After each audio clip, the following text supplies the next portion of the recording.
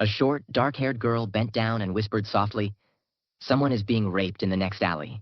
The police crew on duty accepted the message and promised to respond to it immediately. As if frightened by her own courage, the girl looked around and quickly ran away from the police. The policeman behind the wheel stopped smiling and sighed doomedly, hoping so much that his duty had come to an end. The partner sitting next to her did not answer, but it was clear that she was also extremely dissatisfied.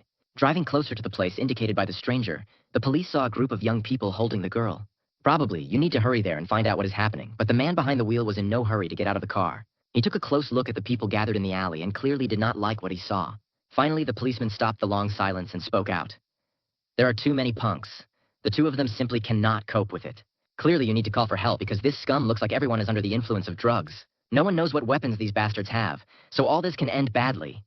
You need to call for reinforcements." However, the cops were in no hurry to broadcast what had happened on the radio. They sat in the car and watched. Suddenly, the situation changed. A new character appeared in the alley. Another policeman was standing right next to the garbage containers. The punk did not immediately hear what he was saying, but the stranger in uniform repeated his order to immediately let the victim go. Everyone was silent. Only the victim cried quietly and made feeble attempts to escape from the strong hands of the rapist. He was a guy of average height, who was wearing a traffic police uniform, in general, unremarkable in appearance. The gloomy man in the crimson jacket burst out laughing. He was the obvious leader of this gang of street scum. Blowing a stream of cigarette smoke into the policeman's face, the spanner mockingly replied that he did not want to lose such a pleasant toy. Perhaps he was going to add something equally witty, but he did not have time. A strong blow to the jaw interrupted his speech. It was really strong. Just one movement and the eyes of the strong guy rolled back and he fell backwards. Lying on the ground, he could not speak, but only moaned softly, pressing his palms to his face, and was clearly in great pain. The policemen who witnessed the incident were amazed. They did not even notice the rapid movement. Other gangsters were also in a state of confusion. They rarely encountered resistance. The guy in uniform looked thoughtfully at the punk and summed up, "Well, if someone disagrees, then he will suffer." The leader finally came to his senses and hissed with anger, and the rest of the thugs stirred, getting closer. The leader roared like a rhinoceros wounded in the ass and rushed towards the guy, raising his hand to strike. However, the attack was a complete failure. The policeman's fist slammed into the leader's face, turning his nose into a cake. This movement was also extremely fast, and so fast that it was almost not perceived by the eye. The blow threw the rapist aside. Blood splashes flew out of his mouth along with knocked-out teeth. The guy did not finish off the enemy, but stopped, carefully watching what would happen next. The police crew was in shock. A couple of policemen were shocked by the combat abilities of their colleague. Meanwhile, he stood motionless over the defeated opponent and, rubbing his hand, thought about what to do next. The rapist could not believe what had happened. He, the terror of all the surrounding streets, suffered as the last to endure. Gradually inflaming his anger, he let out a strangled growl, turning into a roar, and promised to kill the impudent freak who dared to touch him. With a skillful movement, the man drew a knife and with bloodshot eyes stared at his opponent. However, he was not frightened. The guy grinned and innocently asked the rapist if he had ever killed a person. In a rage, he shouted that he had killed more than once, and now one impudent puppy would be next. And then the guy's eyes lit up with a scarlet light. He peered into the face of the hooligan and replied that this was a complete lie.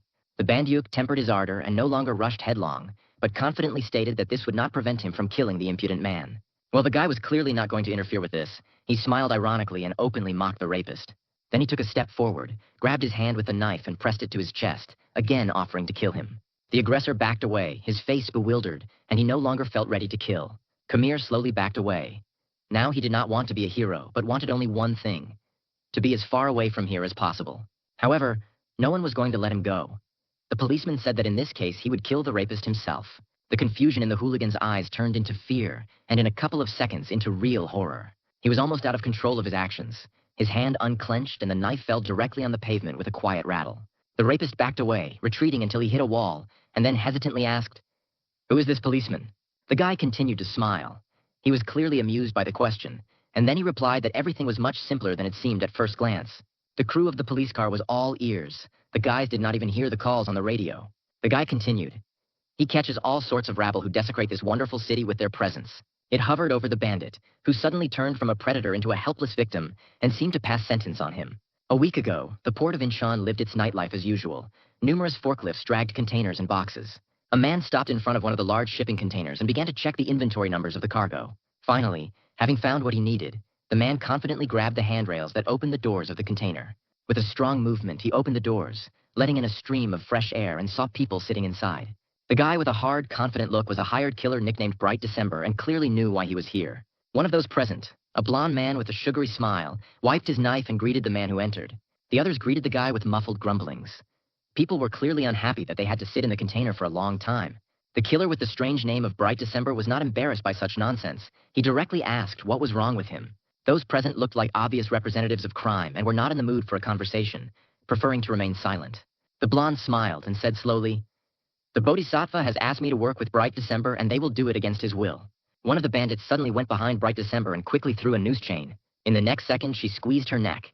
The striker clearly had a lot of experience in these matters. He was confident in his abilities, but the victim ruined the plans. The guy dodged and quickly threw off the noose. He knocked out the would-be killer and literally stamped him to the floor with a powerful throw, knocking him unconscious. Then he picked up the chain from the floor, assessed the strength of the links, and thoughtfully asked the bandits, what did he owe to such strange attention? The blond man did not stop smiling. Nothing personal, such a job, and they were used to doing it well. Bright December's eyes lit up with an evil twinkle as he stared at those present and asked what the work had to do with him personally. And the blonde continued to squirm. Well, like what? Just a mission to eliminate, that is. They are going to kill. And the object will be a legendary hired killer nicknamed Bright December. He has been given the final sentence. After these words, the burly man closest to December attacked him with a knife, aiming at the left side of the guy. However, he was clearly an experienced fighter and used a chain. It knocked down the trajectory of the attack and overwhelmed the attacker's head. Pulling him towards him, Bright December struck his knee in the face and covered himself with his opponent. Another stranger tried to strike with an axe, choosing, as it seemed to him, the most convenient moment. However, the alleged victim was clearly more experienced, so this attack did not hide from December's gaze.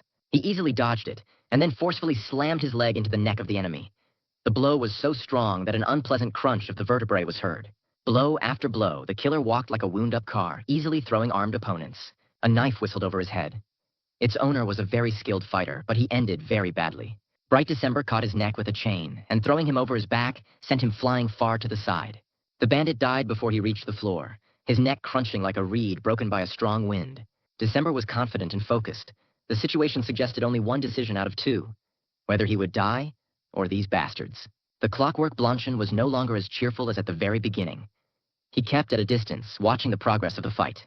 Passing through the container, Bright December finished off nearby enemies, trying not to leave enemies behind him. Finally, he turned to the blond man.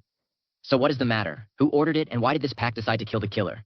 Coming out of his stupor, the blonde smiled sweetly again, and then reached into his bosom, as if looking for something in his pocket. In the next instant, he drew a pistol, pointed it at his opponent, and his smile became triumphant. Finally, the blonde deigned to explain. "Nothing personal. This is the order of the Bodhisattva. Bright December has become inconvenient and must die." The blond man was in no hurry to shoot, and the killer decided to clarify whether this was actually an order from the Bodhisattva himself, and not someone's initiative. Suddenly, Bright December stopped. He suddenly remembered how the boss, sending him on a mission, promised that it would be the last mission. The blonde smiled again. "Enough explanations. All questions will be answered in the next world when everyone gets there." The finger on the trigger of the pistol tensed. It was clear that a moment later a shot would be fired. Realizing that the conversation was over, Bright December rushed to the blonde, trying to intercept the barrel of his weapon. Finally, a shot rang out. Blood spurted, which put an end to the protracted confrontation. In a well-lit room, reminiscent of a Buddhist temple, an elderly man sat and performed ritual acts. In front of the statue of Buddha was a portrait of a stranger with an umbrella in his left hand. The elderly man's actions were interrupted by the ringing of his mobile phone. He looked at the screen and then answered the call. After listening to the speaker, he asked if everything went as it should and received the answer. Yes, the work was done as expected. After finishing the conversation, the man stared at the phone screen and thought. He was clearly confused by something in this short conversation, and suddenly he recognized the speaker. It was another person, and the one whom the man expected to hear lay dead in a pool of blood. At the other end of the line was Bright December. The killer was clearly in a bad mood and insulted the man, calling him a vile creature. The man paused, pondered, and then clarified whether he understood correctly who exactly was in touch now. He was distracted from a special mystical ritual. The man was clearly not in the mood to speak, but he had to do it. Bright December briefly recounted what happened and demanded a report, noting that he would not accept a refusal. The fact is that he is right in front of the temple now and is going to go upstairs. The man shuddered. He did not expect that he would face his best killer, who had a personal score to settle with him. December settled down in front of a group of grim fighters who stood between him and the entrance to the temple. The young man exuded gloomy confidence. He threw away his mobile phone and took out a sharp, curved knife. In response, the people in front of him also drew their weapons. It's a pity, but the conversation is postponed, and it will be unpleasant. A short-haired big man stepped forward and said that the bodhisattva was preparing for the ritual, so the guy had better leave. Looking straight into the eyes, the young man said that he intended to meet the person he had come to, whether he wanted it or not. A bodhisattva is a murderer who has no forgiveness, and he completely undeservedly bears the name of a deity, so get out of the way. The big man did not argue. An axe appeared in his hand. It was clear that this was a familiar weapon for him. In the next second, the man swung and struck a strong blow that threatened to slash the young man's head. He did not wait for death and dived under the swing with a movement as fast as the wind to carry out a counterattack. After knocking the big man down, Bright December shouted at the others. He was accustomed to killing and was not used to stopping. Anger boiled in the soul of the guy. He put his whole life in the service of the teacher, but the answer was a disgusting betrayal. A short attacking combo from the Oriental fighting style and another opponent receives a fatal knife stab. December glided like a shadow, as if performing a complex dance with several partners and killing them one by one. At some point, there were too many opponents. One counterblow reached the goal. December shuddered, receiving a knife in the back. Everyone froze in anticipation. The young man turned around and saw that a sneaky blow was inflicted by a girl of small stature. Realizing that every moment could be his last, December decided to take as many enemies with him as possible. As long as you have the strength, you need to fight, and he fought. A real battle is fleeting, and after a couple of minutes there were only corpses around. However, not only corpses. Right in front of the young man stood a teacher and aimed at his head with a pistol. Looking at the rough face of the man who had been his father and was now about to kill, December suddenly felt a reckless amusement. The wound drained all his strength, and December dropped to one knee. He was sick, but the laughter was still bursting out. What a foolish thing to think that after everything he had seen, he would be allowed to live like an ordinary person. But the scoundrel standing in front of him swore to him and promised him a normal human life. As if reading the young man's thoughts, the teacher broke the silence and said that now December lives a very ordinary life. Just for a short time. Then he bent down and whispered right in his ear. Every person will face death. It came to the pupil earlier, that's all. These are the laws of life, the man continued, and the last remark amused the teacher, and he smiled sarcastically. The man grabbed the handle of the pistol more comfortably and pointed the barrel exactly at the bridge of the young man's nose. Having decided something for himself, the teacher began to read a Buddhist prayer for the funeral of the dead. Then a shot rang out. Consciousness returned with some kind of tremors, each of them adding something new to the feeling of himself and his body. Opening his eyes with difficulty, he saw, as if through a murky veil, 3 people standing nearby. The young man blinked. His vision returned sharpness. 2 guys and a red-haired girl in a police uniform were standing nearby. He twitched reflexively when he saw the police, which caused the girl to be perplexed, easily read on her beautiful face. She called him, calling him by some strange name. Kim Kyung-so, but his name was completely different. It was someone else's name. The surprises did not end there. In the next few minutes, the guy found out that he was also a policeman, which was the craziest thing of all. He was in the Ilsan police station where he serves, and his colleagues gathered around. It was like a dream. His photo hung on a board that listed the names of the unit's personnel. Looking closer, he found no difference from himself, except that the haircut was different and the look was softer. But it couldn't just happen. He's not Kim, but a legendary killer nicknamed Bright December. However, facts are a stubborn thing. His face looked out of the mirror. It was also on the service ID. The guy returned to the couch where he had been lying before, and began to carefully study the situation around. Not only was he a police officer, but the young man was a police officer with a good track record. In his head, everything merged together. He felt like a Bright December betrayed by his own organization, and at the same time, a policeman with the rank of lieutenant, serving in one of the best departments of the city. It seems that in this reality, no one killed him. He only got hit in the face as a result of a showdown and lost consciousness. His memory immediately threw up images of recent events. 2 arrogant policemen, senior in rank, are going to teach him to respect his colleagues. The fact is that he interfered in other people's showdowns, of which there were a large many. This idiot, that is himself, got into other people's relationships, not knowing their background, and of course raked in to the fullest. Officially, he tried to commit suicide because of problems at work and made an attempt to hang himself, but the case was murky. A girl standing next to him pounced on him with all the fervor of her soul, accusing him of weakness of character and immaturity. At least the rope was broken. Otherwise, instead of lying on the bed, he would have fed the worms in the cemetery. Kursatsuka asked if Kim was hoping to change something by simply writing the names of those scum in the note. The young man paused and clarified. What specific scum and event were we talking about? The girl angrily took out a suicide note with naive text, accusing 2 policemen. They were 2 senior patrolmen, brothers Huang Jongmin and Huang Zhongchang, arrogant, corrupt thugs. It turned out that they annoyed the guy every free minute, asserting themselves at his expense and humiliating him in every possible way. They considered his late parents criminals and turned his service into a real nightmare. It was they who came now with this girl and again, with poorly concealed threats, were going to hush up this scandal. The policemen quickly turned on and were already poorly controlled by pouring out their anger and irritation on the young man. The next morning, Kim was at the service and remembered what had triggered his suicide. As then, he stood in the middle of the backyard and saw the two of them beating up a red-haired girl who had come to see him the day before. At first, out of indignation, the young man almost hit Young Chung, but he caught his hand with a quick, confident movement. And then, squeezing it with force, he asked, "Could it be that one worthless puppy decided to oppose the senior in rank?" Kim didn't know what to do. He saw the girl moaning, burying her head in the ground. The redhead was ready to do whatever the Huangjung brothers demanded of her, and she was trembling all over her body. Hearing this, Young Min burst out laughing and replied, "In that case, he'll help one impudent bastard get back on his feet." He leaned over to the redhead and gathered her hair into a fist, then clenched it tightly and pulled it towards him. Kim saw that there were two more young policemen next to her, who also obediently endured the bullying of their elders. The young man could not believe that such a mess and outright lawlessness reigned in the police, as if in gangster dens. A movement next to him snapped out of his reverie, as the experienced assassin living inside him grabbed Yung Chang's raised hand and gripped it tightly. He pressed on the right spots, and Yung Chang screamed in intense pain. It seemed to him that his hand had hit the stone crusher. The bastard began to break free, but Kim was persistent. He held his opponent tightly, not allowing him to free himself. The redhead and her tormentor looked at what was happening with equal surprise. They did not expect such agility from a modest guy. Yung Chang struggled to free himself from the grip, but to his surprise, it didn't work at all. Kim's gaze became hard as the guy made a swift movement, hitting his fingers somewhere in his wrist, and Yung Chan went limp. Deciding that the educational moment had taken place, the killer living inside Kim let go of his hand. Young Min was completely confused, but he saw that his brother needed help and rushed towards Kim.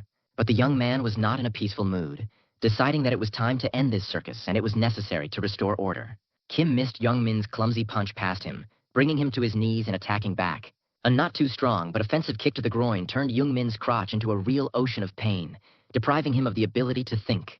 Deciding to bring the matter to an end, the guy pressed the boot even harder to the genitals of the scoundrel. Young Min screamed so loudly that everyone's ears were plugged. Perhaps he had never screamed so loudly in his worthless life. Horror was written on the faces of the girl and two other young boys. They could not believe that all this was being done to their powerful tormentors. Kim stood in the middle of the courtyard and watched the Huangjung brothers writhe in convulsions of pain. Suddenly, the red-haired girl who had been tormented by these two scoundrels screamed and began to call Kim a cursed murderer. Yes, that was what he was deep down, but it was the first time he had encountered such blatant ingratitude. The scandal continued. Half of the personnel of the department ran to the screams, and now they all stood in front of General Choi Jin-ha. He was extremely unfriendly. He demanded an answer. Why did the guy raise his hand against a colleague? Choi Jin-ha was not going to understand the background of the incident and accused Kim of all sins in advance. He shouted right in the guy's face, promising that he would now personally deal with his dismissal, and then drove him away. The young man himself did not want to communicate with the scoundrel, who was clearly covering up the outrage that was happening in the department. Going out into the park, he sat silently on a bench, thinking about how to properly organize his new life. He accepted the fact of his rebirth unconditionally. His flexible mind and experience as a killer taught him to think quickly. He remembered how the meeting with the senior officer ended, mentally smiling at the vulgarity and ordinariness of the plot. The same young people whom he defended pounced on him, accusing him of unjustified aggression towards colleagues. Only one guy spoke restrainedly. He's grateful for the help, but to go against the general's hangers-on is just madness. This is not just a boss, but a whole general with great connections, who has created a real nest of corruption here. Making friendly faces, the colleagues said goodbye to the young man and breathed a sigh of relief when he left. The reborn Bright December finally understood why his organization acted with impunity. Everything in the police was completely rotten. And it is not surprising, because even in this department, the chief is a whole general who can do a lot. Khan hissed through his teeth. It would be better if he was reborn as a pig than become a loser again. The young man took off his uniform cap and admired the cockade that adorned his head. Okay, everything could have been worse once he got out, so he will cope again. Memory took him many years ago when he was a very small child of 5 years old. He was standing on the street completely alone and did not know where to go when a man approached him. The boy looked at the stranger and somehow felt trust in this man with a rough face. Many years passed. This man became the teacher and mentor of the famous killer Bright December. His mentor, and Bright December himself, replenished the huge army of soldiers of the Invisible Army. And then something happened that led to the death of December, destroying not only life, but also faith in people. His eyes, like a camera lens, imprinted the last minutes of his life in his brain. The image of a grinning teacher with a gun in his hand was still alive in his mind. Bright December saw everything as if in slow motion. A bullet flew out of the barrel and the world plunged into darkness. Memories flooded back with renewed vigor as the young man stood in his office, clutching a rope noose in his hand. There is no doubt, it was left here for edification, as a promise of imminent reprisals. Picking up one of the photos, the guy was once again struck by the resemblance to his appearance in an old body. Only this guy is weaker. He survived the betrayal of the team and took his own life. Well, let it be so. Only these scoundrels made a big miscalculation. He is now a completely different person. It was evening at the West Police Station of Genji-do, but not all the workers went home. On the shoulders of one of the late employees were visible general's shoulder straps. Senior General Hong Jung was sitting in his office and carefully reading some folder with documents. Leafing through the papers, the general noticed some information that surprised him. Suddenly, the light went out in the room, and an insinuating voice behind asked how the general was doing and whether he was doing well. The man tensed up. It was an unpleasant surprise, but he was experienced enough and made sudden movements. The unknown man standing behind him turned on the light again, and then the general felt a touch on his neck. The stranger pressed a ballpoint pen to the general's neck and said that they needed to talk. Not wanting to sit silently, the man asked what was needed of him and who was he dealing with. The stranger paused for a long time, and then called out a name the general hadn't expected to hear. Bright December. There was a pause. The general thought over what he had heard and decided what to do next. Staring in front of him, the general feigned disbelief on his face, and then said that this was complete nonsense. Looking at the stranger, who sat comfortably on the sofa, the general meticulously studied his appearance. Yes, he looked a lot like the killer, but he was noticeably younger and could easily pass for a younger brother. But this young man passed through the documents under a completely different name and was a police officer. The general did not believe in a beautiful fairy tale about rebirth and believed that his guest had simply gone mad. But Bright December, or rather Officer Kim, made him a very tempting offer. He wanted to help Hong Jun get rid of the Waguk's temple and destroy this powerful organization of assassins. The guest told how it would happen, and the more the general listened, the more surprised he felt. The guy was impenetrably confident in himself and talked about the impossible as about easily achievable things. And yet this young man could not be Bright December. The general demanded an answer from him. Who was he really? The guy smiled and repeated his nickname once again, looking the general straight in the face. The general put his hand under the table and quietly turned off the recorder. The device recorded everything that was needed and even more. However, the smugness of the owner of the office was replaced by fear. The reason was a change in the appearance of the guest. The young man's gaze became sharp as a knife, and his voice took on metallic shades that forced him to obey. Kim said harshly, "This is not a request for a favor, but a demand, or, if you like, a threat. And he will get what he needs regardless of the general's desire. But will he survive in the end?" Before the eyes of the young man passed the scenes of the events that had recently happened in the police department. A uniformed officer was lying face down on the floor, showing no signs of life. The corridor was simply littered with the bodies of police officers lying in various positions without moving. Leaning across the table, Kim slowly repeated that if the general did not meet him halfway, he would not live long. The owner of the office was truly terrified. Now he believed that his guest was able to fulfill his promise. Well, the general agreed to play by the rules, but important details had to be clarified. The man demanded that the young man confirm his capabilities, otherwise there would be no cooperation. Kim did not invent anything new and repeated, "He is Bright December, just in a new, unusual look." This statement caused anger in the general. He jumped up and began to shout at the guy, accusing him of deception. The young man knew what to answer. He leaned over to the man and began his story about the events that happened 3 years ago. The man was sitting on the dirty, wet ground, leaning against the wall, and was sure that he was going to die. A guy in an ugly mask appeared in front of him. In his hands was an umbrella protecting him from the pouring rain. The young man said that his name was Bright December, and he had heard that Hong Jun was chasing after the head of the Huaguk's temple. And the first one who was able to get so close was to ask to convey his congratulations to Hong Jun. At that moment, the guy pressed a button in the handle of the umbrella and a needle-sharp spike popped out of its pommel. Directing it to the man's neck, the guy said that the teacher was not interested in continuing the investigation. Hong Jun realized that another minute or two and his life would be cut short. He asked the strange guy to spare him. The stranger took his weapon aside, came closer and said that he could leave him alive. But in return, he must promise the young man something important. At this moment, the guy touched the mask. The next moment, the young man pulled it from his face and looked into the policeman's eyes with a cold, hard look. He demanded to listen very carefully, without interrupting, because a lot depends on it. Hong Jun will only survive if he completes his plan and is able to arrest the head of the temple. The policeman had expected anything but such a request. They were from the same organization, weren't they? Returning the mask to his face, the guy said that he had his own reasons for this request and he did not intend to report it. The agreement was reached in the dirty backyard of some warehouse in the pouring rain. And now the young man reminded the general of that very conversation, and that the promise had not been kept. The guy took off his hood, giving him the opportunity to examine himself from all sides. Then he added that the policeman was probably more interested in his own promotion. And that's not good at all. Kim then reached into his pocket and pulled out a ballpoint pen. Taking it with a skillful hand, he stared at the interlocutor, who now had no doubt who was in front of him. Drops of sweat appeared on the general's face. He did not know how to respond to what the young man said. The man staggered to the side and shouted. He wanted to fulfill the contract, but simply could not do it. Afraid to seem convincing enough, he began to quickly tell the guy the events of recent years. He generally went to this position only because it is much easier to collect information from here. Even before receiving the rank of general, he began to investigate the case of the Temple of Assassins more than once. The policeman collected all possible information and provided it to the higher command. But the high ranks did not seem to want to hear about it at all, considering the whole story to be a fairy tale. In addition to documents, Hong Jun collected a huge amount of photographic materials and showed them to the leadership. However, everything is useless. They only laughed at him and declared a harmful fantasist. When Hong Jung insisted, offering to see the evidence, he was rudely interrupted. He could not oppose anything to high ranks, before whom his title meant nothing. Smug scoundrels with big stars on their shoulder straps did not want to hear anything that was not convenient for them. And the case of organizing killers under the roof of the Huaguksa temple could cause trouble for many. The verdict was simple and clear. If Zhang did not stop the investigation, he would be dismissed without the right to a pension. The man expected anything, but not such words. At that moment, he realized that nothing depended on him personally. Moreover, any matters related to religion must now be approved personally by the minister. The investigation was stopped, and all documents on it were seized and declared secret information. Kim was puzzled.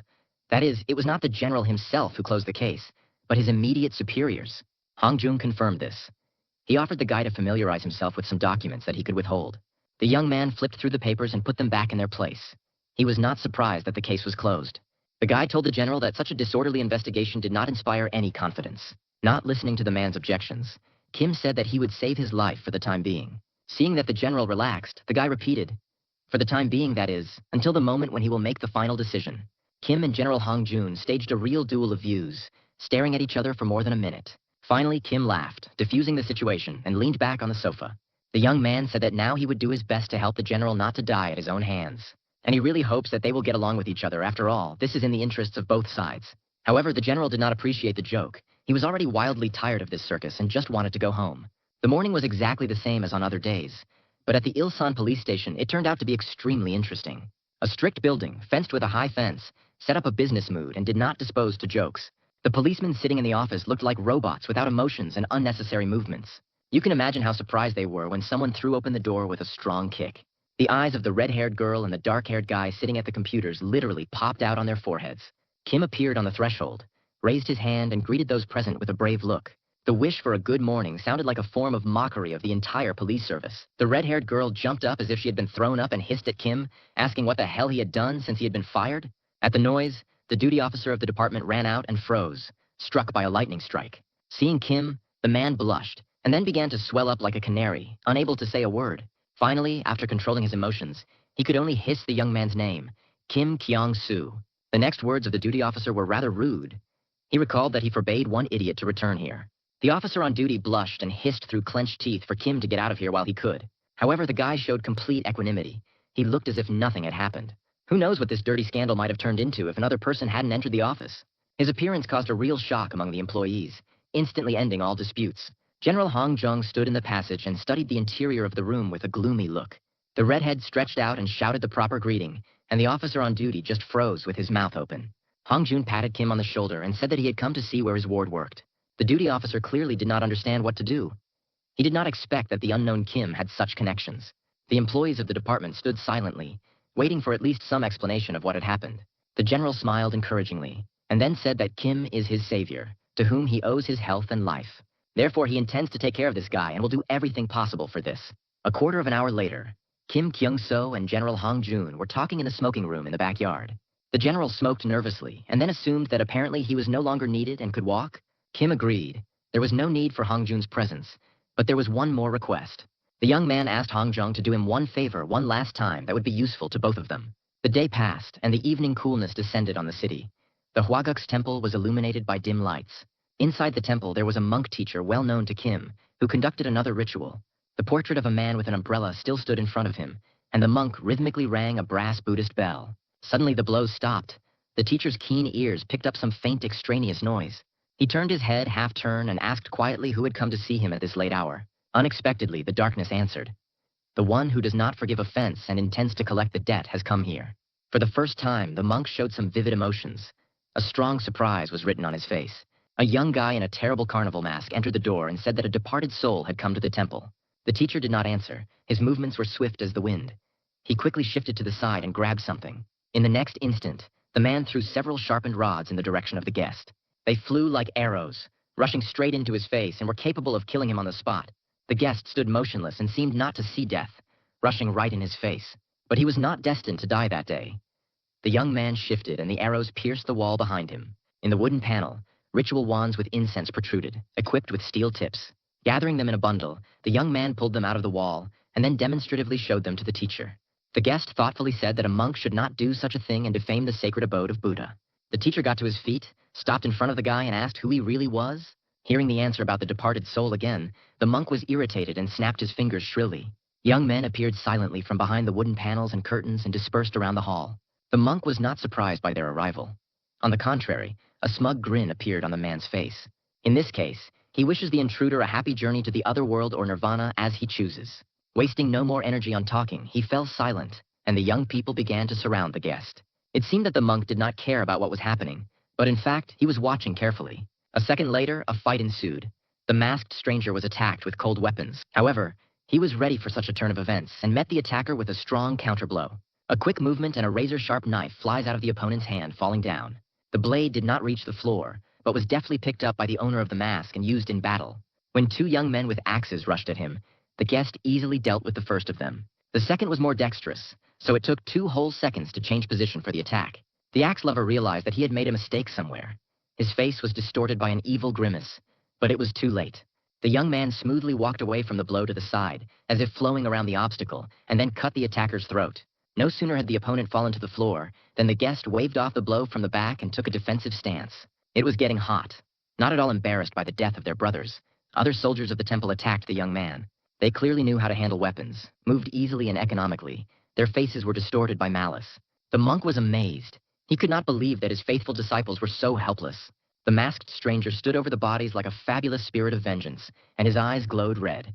Peering at them, the monk experienced a strange feeling of recognition, as if he had already seen this young man. The man stopped the fight with a sharp exclamation, forcing the fighters to freeze motionless in place.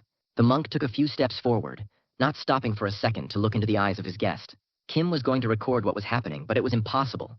The camera built into the mask did not work. However, this did not surprise him. Jammers were installed in the temple to counteract wiretapping and filming. But everything was already wonderful. The visit achieved its goal, and the teacher experienced a strong blow to his pride.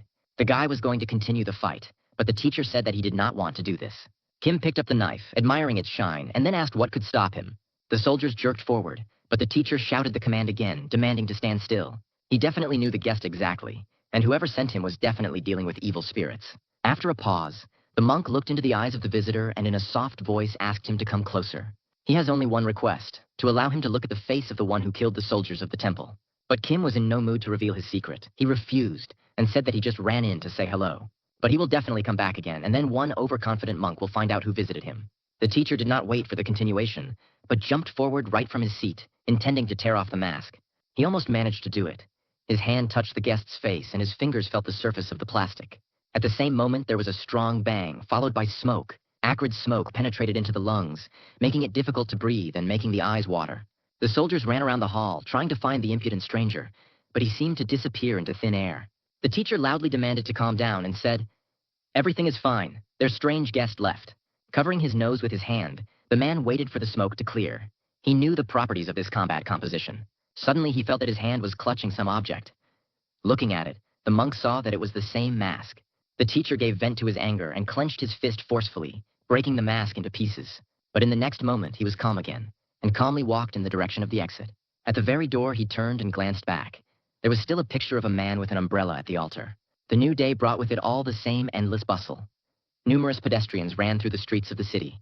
Hong Jung stood in the same place as the day before, staring at Kim gloomily. A young man approached and greeted the general, noticing that he looked particularly bad. But Hong Jun was not in the mood to joke. He said that all his problems were because of Kim and his art. He simply yelled at the young man, asking if he understood how difficult it would be to cover it up.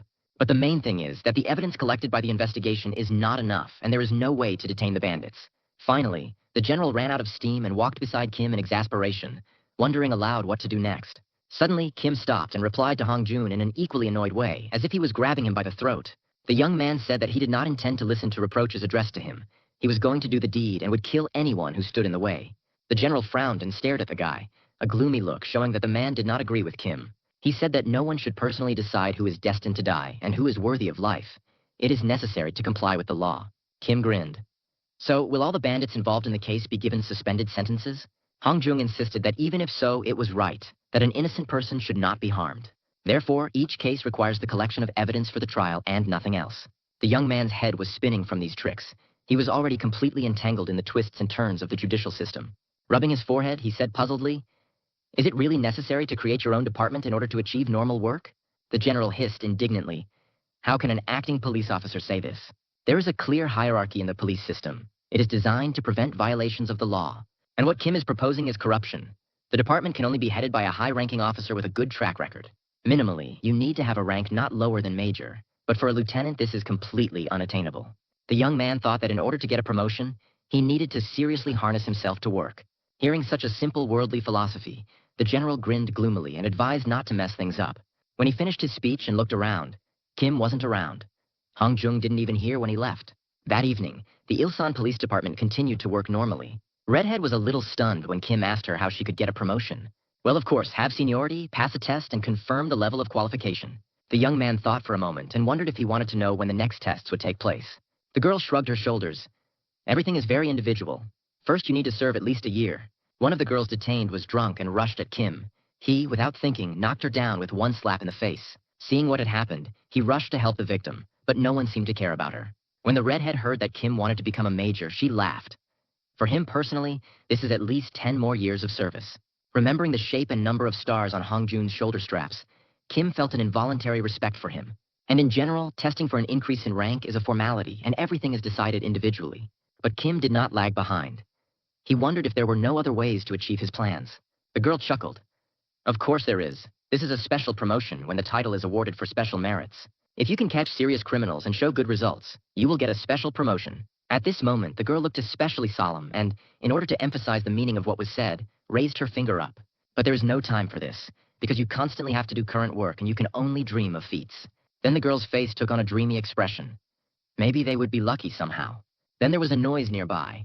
Another visitor was arguing next to the office of the authorities. The evening streets of the city were full of people.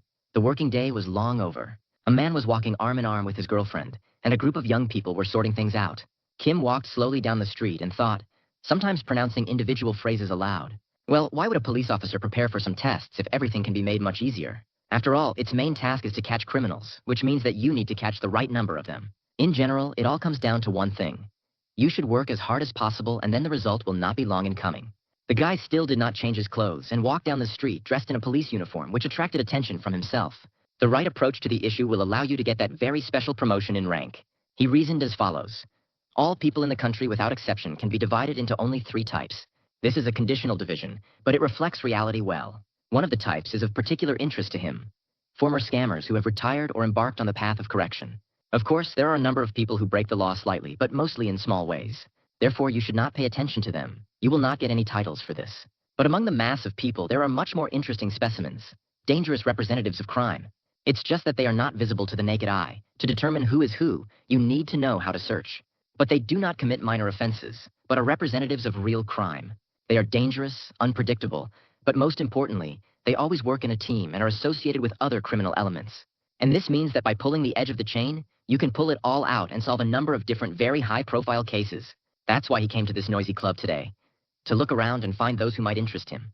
Kim's attentive gaze was attracted by strange people carrying small envelopes among the audience. One of them had just received money from another client, and with a deft movement hid it in his pocket. And here was what the young man was looking for. This strange guy was clearly a drug dealer serving the club. Loud music rumbled in the hall, creating the illusion of the unreality of what was happening. Suddenly, someone's hand rested on the DJ console and stopped the music. Silence fell in the huge room. Discontent was growing among visitors. Young people wanted to have fun and paid for the entrance ticket. The DJ turned to the audience and said that he did not like the activity of the audience. He was going to correct this shortcoming. The girl with purple hair screamed loudly and demanded champagne. She was already drunk and demanded only one bottle that would cheer her up. The DJ smiled lusciously and said that he had champagne and would definitely satisfy the request of the beauty. The DJ lined up the girls in a row and asked them to open their mouths as wide as possible. Then he turned to the young people surrounding the stage. To them, he could offer something more interesting than champagne. Well, he will give the girls what they asked for. With these words, 2 bottles of sparkling wine appeared in his hands. The next moment, the DJ began pouring wine directly on the faces of visitors standing in the front row. Well, now it's time to arrange a hot night for everyone, and there is no doubt that it will be remembered for a long time. Then he was interrupted by an unfamiliar, confident voice. A guy in a hooded bike said that the DJ was a great humorist. There was silence. The attention of the musician and all those present turned to the new character. Kim was standing right in front of the console, looking into the DJ's face, he said that a wonderful prison soup was waiting for him. The DJ frowned. Something completely incomprehensible was happening right before his eyes. Finally, he thawed and smiled again. The guy invited Kim to relax and try one delicious thing. Then he handed Kim a small envelope, exactly the same as the one the drug dealer had. The young man said that drugs were not hiding in the hall, and he intended to put an end to this. Visitors were horrified. Whispers and anxiety were growing among them.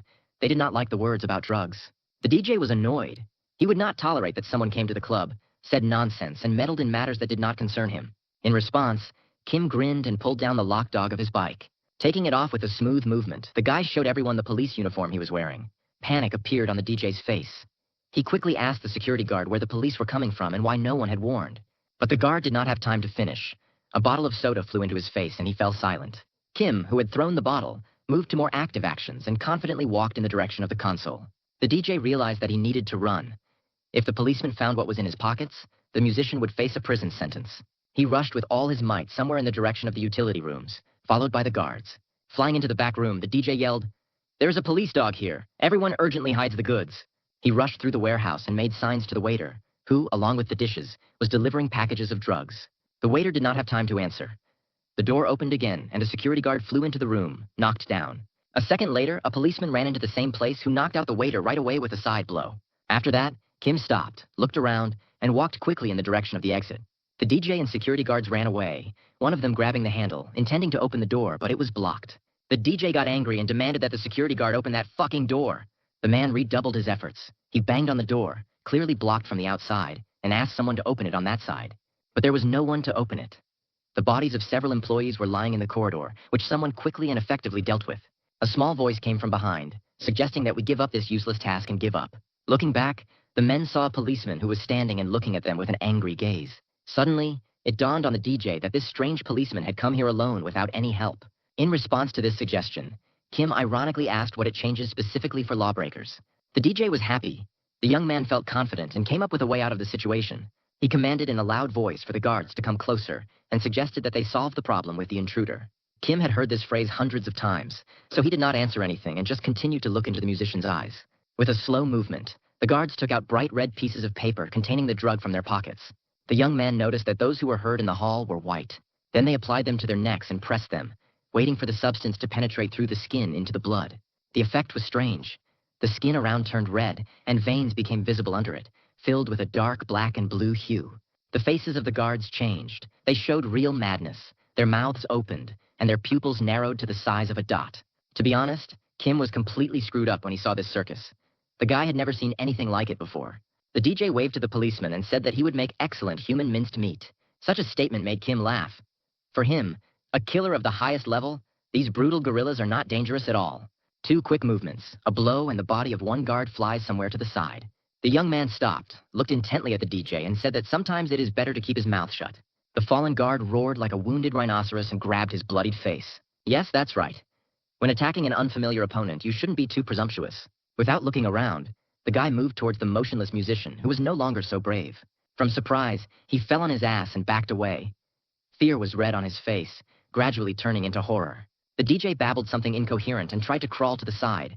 He really hoped that he would not be beaten. He spoke quickly, promising Kim a lot of money, offering connections and his help at any time. He was ready to give absolutely everything that the formidable policeman wanted, but clearly did not convince Kim of his sincerity. It felt like the DJ had completely lost his mind. At that moment, he looked like a madman. But Kim was relentless. The vile drug dealer could not offer anything because he needed a special promotion in rank. The last thing the musician saw was the eyes of a strange, incorruptible cop, and his hands stretched out to his throat. The special news bulletin was dedicated to a high-profile event. A real drug lord was detained in the city. In one of the clubs of the Ilsan micro-district, a large batch of drugs was seized and a large network for their sale was opened. General Hong Jun stopped the playback and smiled happily at Kim, who was sitting across from him. The young man was dressed in a dress uniform and shone like a Christmas tree, holding a large black briefcase in his hands. But then the general began to scold the guy for his willfulness and imprudence during the arrest. However, Kim did not listen. He laid out a green bundle in front of Hong Jun and offered to take a closer look at it. The bundle was made of large green leaves and had a very strong smell, vaguely familiar to the general. Leaning over to Hong Jun, the young man announced that it was a sample of drugs that he had found in the bar's safe. The general was simply stunned. He immediately shouted, "Did Kim really go so far as to steal material evidence from crime scenes?" But he was unfazed.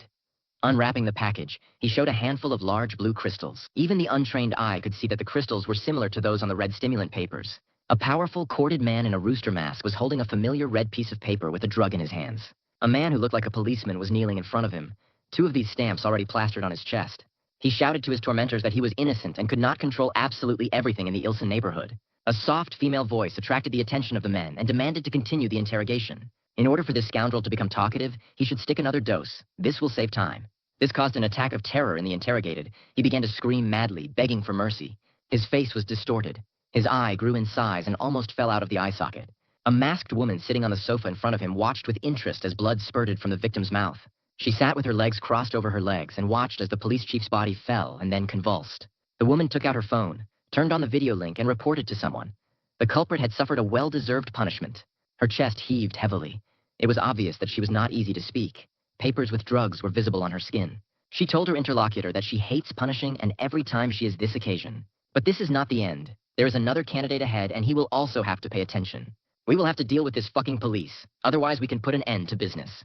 And the object of its attention will be the officer who is guilty of destroying a well-established network. Dim rays of light were shining through the window. It was early morning, but the occupant of the room was no longer asleep. Kim was doing push-ups from the floor, literally dripping with sweat, which fell down in large drops.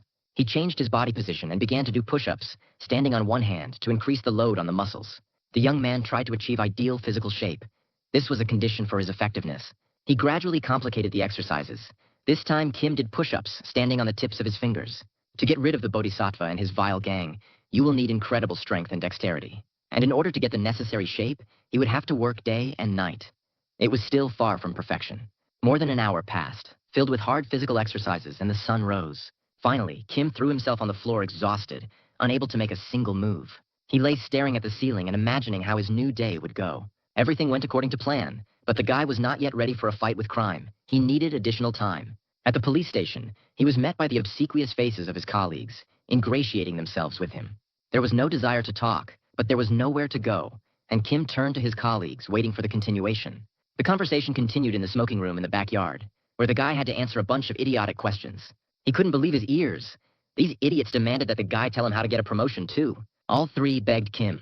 They bowed respectfully, and it was disgusting to look at their faces. Sighing, he asked a counter-question. Why did his colleagues come to him with this, and not to his superiors?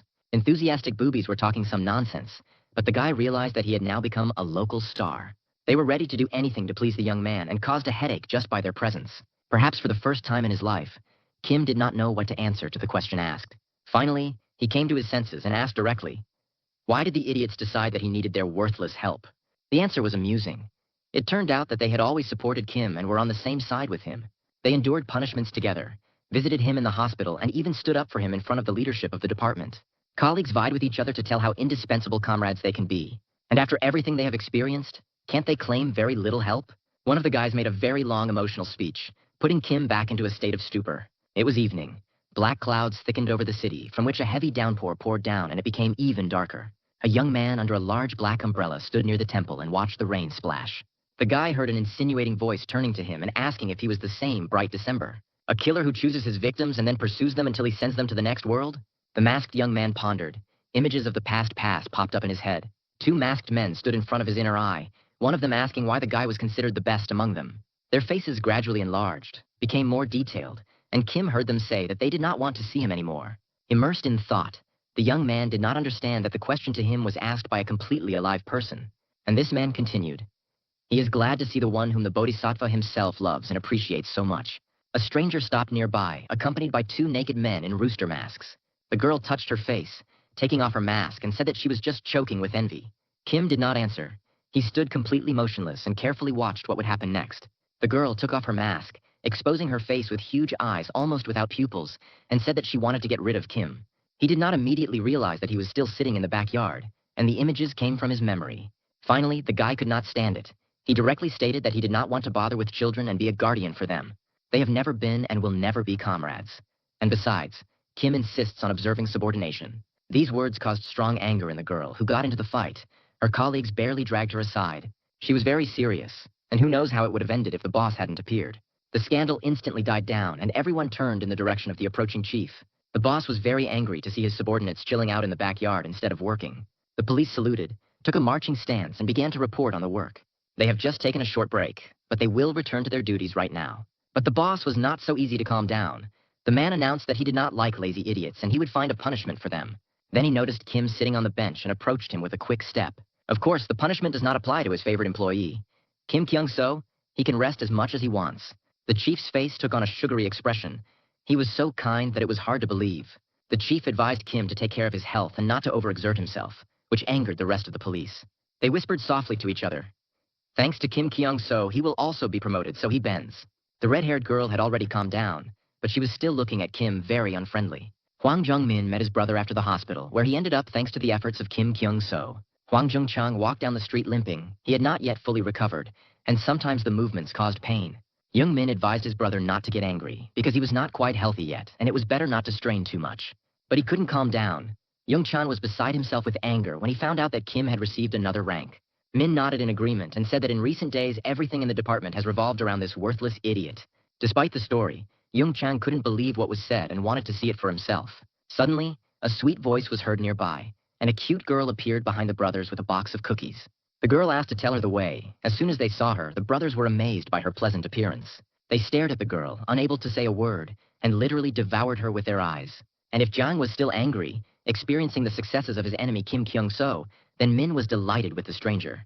The beauty straightened a strand of hair and complained that her charger was dead, so she could not see the road on her phone. The girl was blonde with luxurious long hair. She was distinguished by an unusual reddish shade of her eyes. Finally, Jung was distracted from his anxious thoughts and stared at the girl as well, unable to think. The acquaintance held a pause and repeated, "Well, brave guys will help a weak girl find the way?" The guys came out of their stupor and vied with each other to offer their services, scattering compliments. The blonde explained that she was going to the Ilsan police station, but she got confused about the houses because they were so similar.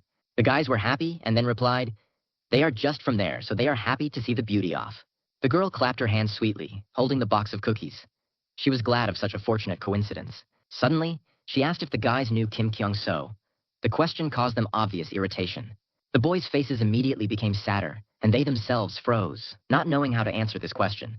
Finally, Chan cleared his throat and said, "Of course they know. Right now, Kim is replacing them at work." The girl thought for a moment, and then said that she needed to give something to police officer Kim Kyung-so, but she didn't know how to do it. The guys breathed a sigh of relief. Young Chang joked that he thought that Kim and the stranger were dating. However, they will definitely help the girl because they are real policemen, which means this is their duty. As a sign of gratitude, the blonde offered the guys to try these wonderful cookies. The cookies looked beautiful, smelled of fresh pastries, and aroused appetite. The general sat in his office and studied the records of the Phoenix Object, responsible for financial crimes. According to Kim, this girl manages the entire accounting of the clan and oversees the drug trade. Drugs are divided into different types according to the strength of action and are called Buddha's tears. But the most dangerous is the head of the clan, who bears the nickname Bodhisattva. This is a very intelligent man and a real master of murder. The door to the Ilsan police station quietly opened, letting in a very unusual visitor. A girl stood on the threshold, who attracted the eyes of absolutely all the employees in the office. The girl chewed funny cookies and silently looked around the interior, trying to understand where she was. Until recently, she had been talking to the Hwang Jung brothers, and now they were lying in the middle of the street without signs of life. The girl swallowed another cookie, and then began to carefully examine Kim Kyung-so. There was a long pause. Neither the visitor nor the police dared to start the conversation first. The general read the case materials, and his face became more and more tense. Kim carefully studied the girl's appearance and cursed mentally. He recognized this bastard literally at first sight. Suddenly, the visitor laughed loudly and was childishly happy, declaring that she had finally found who she was looking for. The blonde stopped in front of Kim and continued to smile at him as if he were the best gift. Finally, the policewoman came out of her state of prostration and then asked how they could help. The stranger giggled, leaned forward, and then uttered a strange phrase. Paulonia leaves. The redhead did not know about any leaves, so she asked the visitor to degenerate more precisely. The blonde stared at the police and repeated that she was interested in Paulownia flowers wrapped in her leaves. The police were puzzled and began to check if they had received any plants in recent days. The girl raised her finger and clarified. There is no need to check. They are with Kim Kyung-soo. The beauty stretched out her hand and pointed at the young man with a long, beautiful finger with an impeccably executed manicure. The police did not understand what they were talking about at all, but Kim quickly guessed what was what. The young man dialed the general to warn him about the visitor, but could not get through to him. It turned out that all the phones in the department did not catch communication, and the surveillance cameras also stopped working. Having made the right conclusions, Kim stared at the stranger and mentally transported himself many years ago. It started a long time ago, back when he was training in martial arts at the temple. This girl was his sparring partner and was now trying her best to beat or even kill. She spared no effort, so the training fight turned into a real fight for survival. She was strong enough to fight, but she didn't have the skill to win. Bright December watched closely as the baton approached his neck, threatening to send him to the next world. The young man was much more experienced, so he dodged to the side and then struck a crushing blow himself. He achieved his goal. The baton pierced the girl's side and made her fall to the ground like a broken mannequin. Kim stood and watched his partner writhe in pain, but he did not let his guard down. Nearby, the teacher's voice was heard, asking what Bright December thought of the fight. Has the young man been able to find at least someone worthwhile? Or is he still in search of unappreciated talents? The guy thought for a moment, not daring to give a clear answer. The girl was strong, but clearly did not meet his requirements. Finally, December made up his mind and, looking at the girl, gave the answer. No, none of the newcomers passed the test. The teacher smiled back smugly. Everything was as he had said from the very beginning. Nothing new. The beaten girl was kneeling in the pouring rain and holding onto her bruised side. The teacher looked at the girl and the beaten newcomers and then commanded, everyone should be sent to the next world. If they were not strong enough, let them see the Buddha. Maybe they will learn something there. The young man did not agree with the teacher. He began to object. After all, newcomers can be taught something. They can be useful if they are given a little effort and time, because everyone starts small. The monk's face was distorted into an angry grimace. The man approached the young man, put his hands on his shoulders, and repeated the order. He said that snuggling up to others was a weakness that a guy needed to get rid of if he wanted to become a member of the clan. Then they packed up and walked away. December heard the guards killing the newcomers one by one. Suddenly, a heart-rending scream was heard behind him. It was clearly audible despite the distance. The girl who had just failed the test was screaming, drawing the teacher's attention to herself. She sat on the ground, leaning on a training baton, and said that she could still fight. The girl begged to be left alive. She would train hard and would definitely be useful to the clan. The teacher stopped and returned to the girl, asking how firmly she was sure of her desire. Well, then it might be better for her to die so that she could come back to her teacher in a new life. The last words caused a new heart-rending scream from the poor girl. She really wanted to live. Meanwhile, the guards grabbed her and, holding her, began to pour some liquid into her throat. Bright December was tired of the deaths that had occurred in front of his eyes today, so he turned away. The girl tried to wriggle out, but the guards were much stronger and were able to pour her the contents of the container. It was late in the evening. The tests were over and silence fell around the ancient temple again. Looking sternly at the guards, the monk demanded that they dispose of the bodies as quickly as possible. Everyone who took part in the trials was dead, but the last girl was still breathing. One of the guards approached her, felt her pulse, and then informed the monk that she was still alive. For the first time, surprise appeared on the teacher's face. He clearly did not expect this and thought about what would be the right thing to do. The girl moaned and slowly opened her eyes, staring intently at the monk. An hour later, they were standing in the refectory, lined with plates. Each of them had various pills and capsules on them. The teacher said that if she wanted to study and become his assistant, she should take these medicines for a month according to a special scheme. The girl agreed. She agreed to literally everything to save her life. And she really studied well, giving all her strength to special training. It took several years. Now she was on her knees in front of the teacher, who awarded her a new name, November, nicknamed Phoenix. As a gift from her teacher, she received a special clan mask with a special ritual pattern. And at the moment, Kim saw this girl in front of him, a sophisticated killer, ready to do anything for the sake of the teacher. She became a drug-addicted bodhisattva mutt and was engaged in the dirtiest, most disgusting assignments. Kim was silent, not answering. So Wright walked over to him, clicking her heels loudly on the floor. Suddenly, the girl who seemed so cute turned into an angry fury and yelled at Kim. She swore foully, demanded to give her things, and even tried to reach him with her hands. Realizing that it would not be possible to remain silent, Kim replied that this is not the place for stupid scenes. You should control yourself. The annoying blonde reached out to Kim, about to hug him, but the young man pulled away from her. The guy was beside himself with anger. He dreamed of luring this fool out into the street and secretly killing her there. Apparently, she felt something, because suddenly she stopped warily and stopped pretending to be a clown. Having made up his mind, Kim jumped on the table, intending to move in the direction of the exit and take the guest with him. Suddenly, the girl said that she would not go anywhere with someone who kept drugs. After all, she is a decent girl, which means that she does not need bad adventures in any way. Hearing about drugs, the police were dumbfounded, however. What else could be expected from these guys? Simple as slippers. Giving up breaking the comedy, the blonde got angry, then asked, does anyone really think that she will fall for this cheap trick? But she has one surprise that will really appeal to one snot who thinks a lot about himself. A storm of emotions was reflected in the blonde's eyes, but the main one among them was triumph. At the same moment, she threw several paper cards that flew right next to Kim's head. With sniper accuracy, they hit the faces of 2 male policemen and an annoying red-haired girl. Then it dawned on Kim. After all, these are the same cardboard with drugs that the guest used as a weapon. The faces of the policemen had already begun to change, Black veins appeared on the redhead's cheek, and her eyes took on a frenzied expression. Drooling, they fell headfirst on the table and began to shake in convulsions, completely out of reality. Kim looked around warily, and what he saw did not please him at all. Throughout the police office, there were people with papers on their faces. They were glued by two big men in rooster masks. Finally, all the employees were knocked out and only Kim remained conscious. Grinning happily, the blonde said, "After all, the good boy Kim will not let innocent victims die, right?" She did not wait for an answer. The young man forcefully threw his hand forward, curling his fingers like claws. The girl barely managed to dodge a swift rush like lightning, which passed close to her body. The blonde found that her blouse was torn, and one small but very important object had disappeared from her body. She was amazed to the core. The girl still had no idea that someone could move at such a high speed. Then Kim showed what exactly he took from the girl.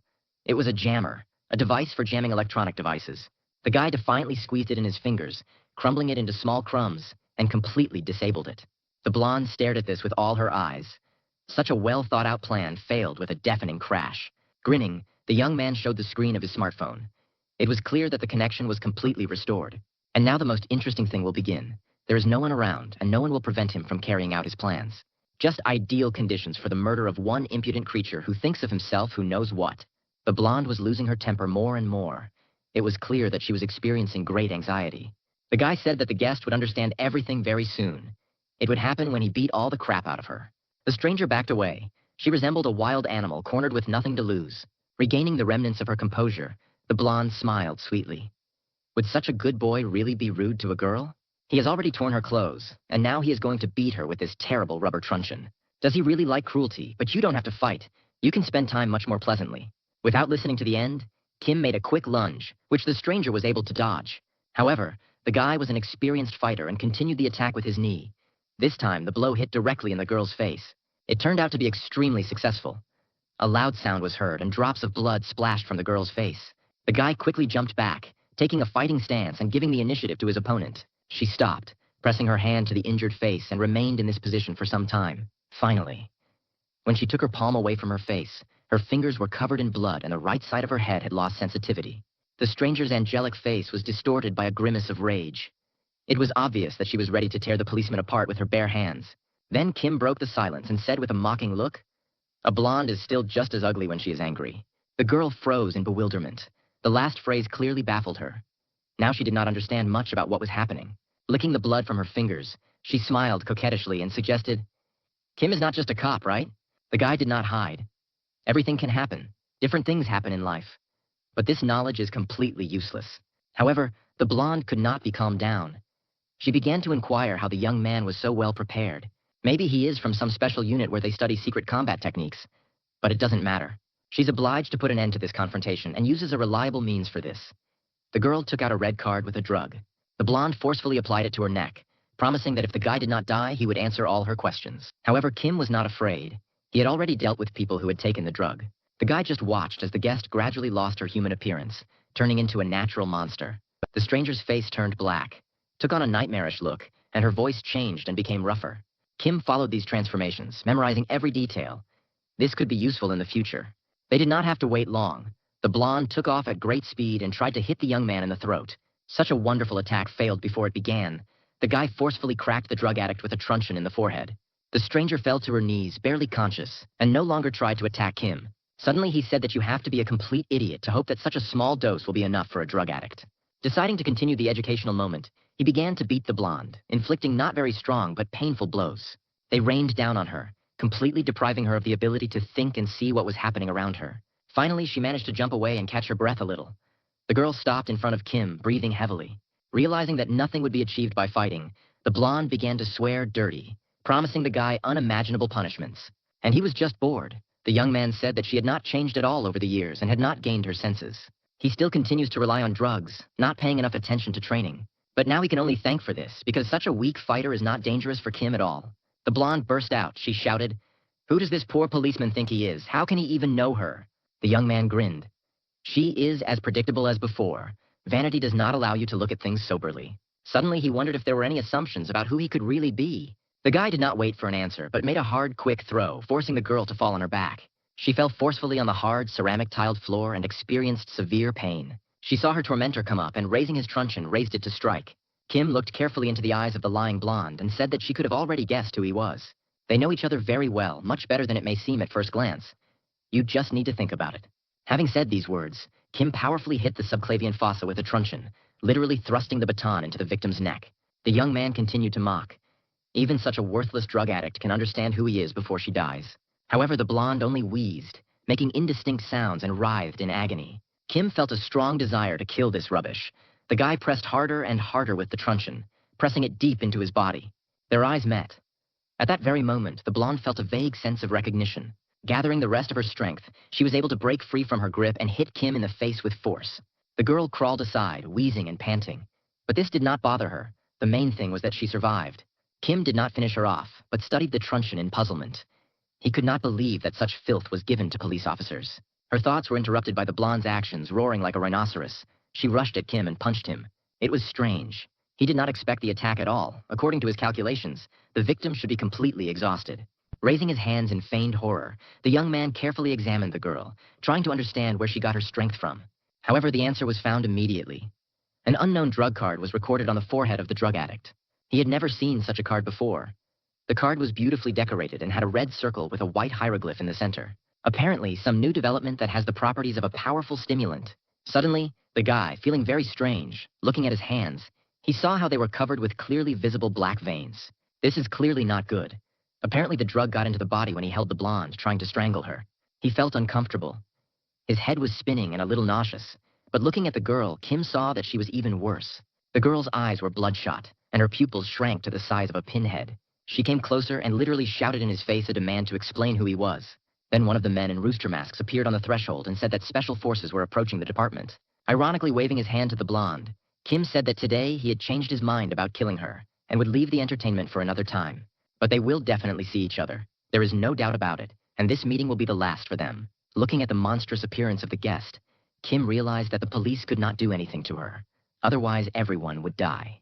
The girl turned around and walked towards the exit, looking at her face. The masked man wondered what had happened to her.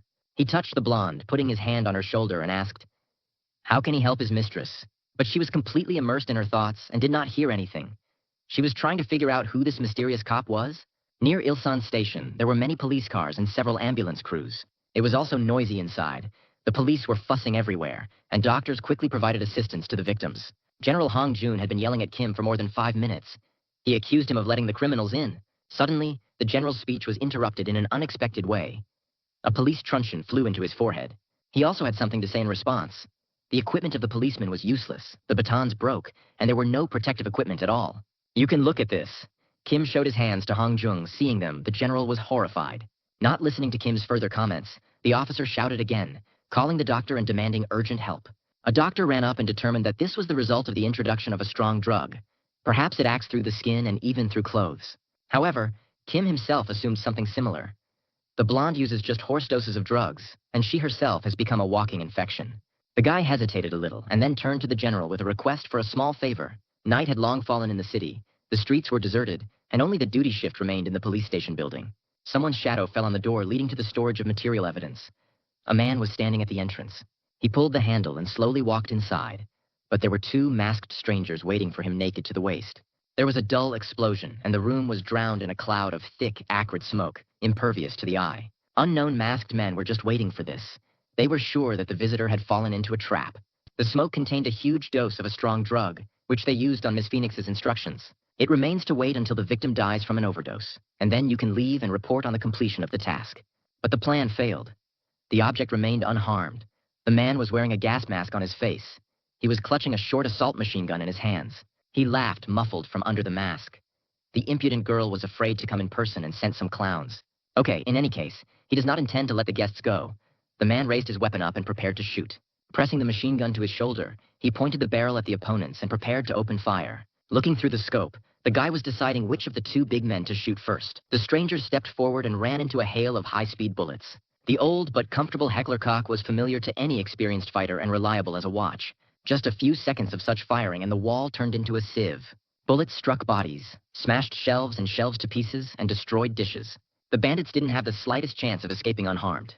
The built-in silencer made it possible to fight without attracting the attention of others. Less than half a minute later, Kim was standing over the bullet-riddled bodies. But what did it matter? The strangers were not dead. They were lying and moaning muffled. Kim examined them and felt satisfied with the results of his work. Police cars with flashing lights were parked next to the police station. The bustle attracted the attention of random witnesses, and the police drove them away. Inside, there was confusion. People in uniform and various experts in civilian clothes were walking. The bandits were tied up and sitting against the wall. They were alive. The bullets turned out to be rubber. The general looked at the strangers covered in bruises and reproached Kim for his carelessness. They were very badly injured. Hong Jung was afraid that they would not make it to the hospital. Kim said that he did not feel sorry for these scoundrels, even if they died. The most important thing is to have time to interrogate and take the necessary testimony. The general was impressed by the young man's skills. They were beyond praise. However, after the incident with the drugs and the agent named Phoenix, he was not surprised by anything. And he is 99% sure that the guy standing next to him is the famous Bright December. He removed 1% just because there aren't as many corpses as there could be. And in general, why is the Bodhisattva monk still alive in this case? Kim asked. But what about hard evidence? Don't you need it? At this point, Hong Jun surprised him. The general realized that not all issues could be resolved according to the law. In the same way, evil sometimes hides behind the best right actions. Kim made no secret of the fact that he was going to kill the monk who heads the Huaguk's temple. However, the general convinced that this would not solve anything. It was necessary to uncover the entire criminal network. But Kim said that he has his own interests and other organizations do not sway him. He only wants to achieve one goal: to destroy the clan associated with Huaguks. Destroy this scum in any available and possible way. The guy explained to the general that he wanted to make sure that no one else would fall into their hands. The general was silent. He did not know how to answer what he had said, and he waited for the continuation. Finally, he suggested that Kim work together permanently and form an alliance.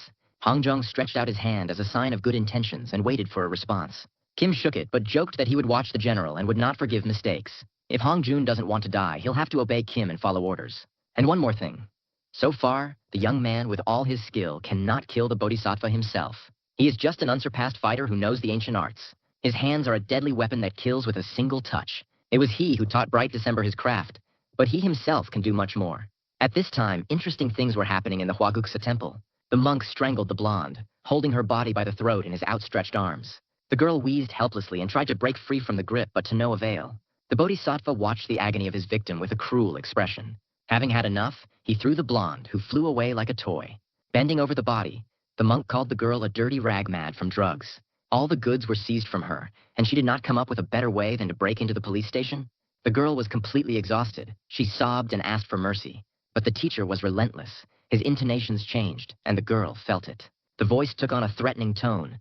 The monk announced that Phoenix would be punished. Realizing how it could end, the blonde squealed and tried to crawl away.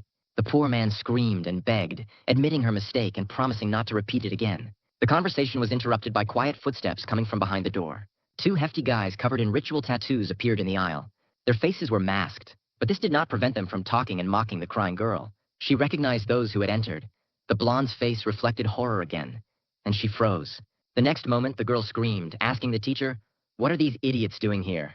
However, this was not the end of the matter. Another character appeared in the room. Seeing a long-legged girl with a fan enter, the blonde completely lost heart. Then the monk sighed with satisfaction and said that everyone who had been waiting for had finally arrived. So, now the question is being decided whether the Agent November, nicknamed Phoenix, should live on. Everyone was looking at the teacher attentively, Wright kneeling in the center, and the others were seated nearby. Realizing that her fate was now being decided, the blonde crawled on the floor after the teacher, begging for forgiveness. He did not listen to the girl's screams, but went about his business and took out a strange box. The monk opened a box containing a bundle of leaves, handed by Kim to the general. The teacher did not need help, but returned the loss using his own connections. Completely ignoring the blonde, the monk turned to the disciples, asking for their opinions. The Laspadiza brothers and Cherry Blossom gathered here must make a verdict: live or die. The hefty, muscle-clad brothers were ruthless. A failed agent must die. Cherry Blossom did not remain silent either. She did not turn to the teacher, but to the Phoenix. Despite the close relationship, she will be objective. The Phoenix deserves to die. The teacher was satisfied. The decision was made not by him, but by the colleagues of the one who made the mistake. Phoenix burst into tears. She cried like a child and said that the Bodhisattva was too cruel. The blonde was not interrupted, listening with all attention, but she did not arouse sympathy at all. Phoenix shouted that the monk had specially gathered those who did not like her, were jealous and plotted. Cherry Blossom moved from her seat and walked confidently towards the teacher. At this moment, the blonde fell silent, waiting for what would happen next. Bending down in a ritual bow, Cherry handed the monk an object. In her palms lay a black pistol, which the teacher gratefully took. He pointed the weapon at Phoenix, informing him that he did not need useless assistance. After that, the monk began to read the funeral prayer, looking sternly at the guilty girl. But she did not want to die and revealed the secret with which she decided to buy her life. She told the teacher that she had discovered a new drug with completely unique properties. The girl developed it herself. This is the pearl of her collection and the biggest secret. Not only is it extremely strong, but it is also almost not detected by conventional laboratory methods. The teacher asked how much of this drug Phoenix was able to get and where was it. Hearing that the girl was able to get more than 9 kilograms of the drug, the man was pleased. Moreover, Phoenix said that she had thought of ways to spread around the world. She asks for only 6 months to prove her usefulness to the common cause. The teacher shook his head in the negative. He gives half of this period, but no more. Only 3 months, during which the blonde must prove that she deserves to live on. The red-haired girl sat in the hospital bed, drooling, her eyes expressionless. Doctors say that she is under the influence of drugs, and it is not known when she will come to her senses. She was constantly saying something, but those around her did not understand anything. Kim walked over and wiped her face, then asked her to take better care of the patient. The young man remembered that his colleagues visited him in the hospital, so he felt obligated. They were happy with such attention and even asked what was going on in the department. The guy knew more, but he didn't feel the need to open up to these people. As he left, the police watched and discussed how Kim had changed in the months. Until recently, he was one of the losers, and now he has become a real star of the department. A bright sunny day turned out to be very restless for the general. Hong Jung was frowning and told Kim that there was a mole in the department, leaking information to criminals. The general decided to check the drugs that the young man brought and sent them for examination. And they disappeared somewhere in the laboratory. Someone was able to steal them extremely professionally. Kim couldn't say anything about it. He didn't even have a hunch. But he took note of this and promised himself to deal with the problem. And also, the guy puzzled the general, asking where his vaunted squad investigating the Wagux case was. The general was uncomfortable with this question, but he did not hide it and replied that they were all dead. Not a single person remained. Each of them died a strange death. This infuriated Kim. He was ready to hit Hong Jun, thinking that he was deceiving him. To vent his anger, the young man hit the general in the jaw, causing severe pain. But Hong Jun was not embarrassed. Grimacing with pain, he suggested that Kim create a new squad. The young man did not understand, because he had a completely unsuitable rank for leading the detachment. But the general proposed a solution. He would become the formal leader, and Kim would be in charge. However, the guy was against it. He was used to working alone and not depending on others. The general explained to him, as an imbecile, that one could not work alone in the police. There are simply no loners here. The only question is who obeys whom. It is better if Hong Jung is the boss, who will give freedom, resources, and funding. The general voiced the order as a senior in rank to create a team under the command of Kim Kyung-so. It was up to him to do this. Hong Jun himself was under constant surveillance. Kim did not like the word order. He felt that he was becoming dependent. The young man announced that he was ready to comply with the general's request, but not his orders. But Hong Jun was an experienced officer and politely asked Kim to complete the task. A hospital ward where police officers injured in an attack on the station are treated. They were deeply surprised to learn that Kim was going to create his own team. The redhead still could not speak, but with a moo, she made it clear that she wanted to join the new squad. The young man agreed. He was ready to accept all his colleagues. They may be mentally underdeveloped, but the rest are no better. There is no choice. It was a surprise for the young man that his colleagues would feel like little children. The scene dragged on for a long time. Kim did not expect that his proposal would cause such a reaction. But the guy decided to immediately show who was in charge here and demanded complete submission. He spoke harshly and clearly. Kim does not need a crowd of friends. He needs fighters and comrades in arms. The guy does not want to know any colleagues. For him, they are subordinates. Moreover, they can consider themselves his slaves if it is more convenient. We need people who obey unquestioningly, without asking bad questions. If you understand, welcome to the new team, and those who disagree, go away. Kim carefully looked at the mediocrities he would have to lead. Первого звали Хван Хиджун, 25-летний болван, совершенно без мозгов. But he is trained. He is engaged in boxing, taekwondo, and has a good physical shape. I failed the written exam 4 times and barely scored the required score during the certification. It seems that it will be difficult with these Aklamans. My head was spinning from meaningless questions. Jung's short-haired friend is Lee Sung-hyun, his age. He is also well-trained, and if you train with him, the guy will be useful. He studies jujitsu and other arts where wrestling techniques are used. But on the day of the exam for service in the police, he burst into tears like a small child. And now he stands, barely holding back tears, and his hands and legs are shaking with excitement. The redhead glanced sideways at Lee Sung-hyun and cursed. This boar is crying again. Everyone around her was just stunned. At last she had improved her speech, and she could speak.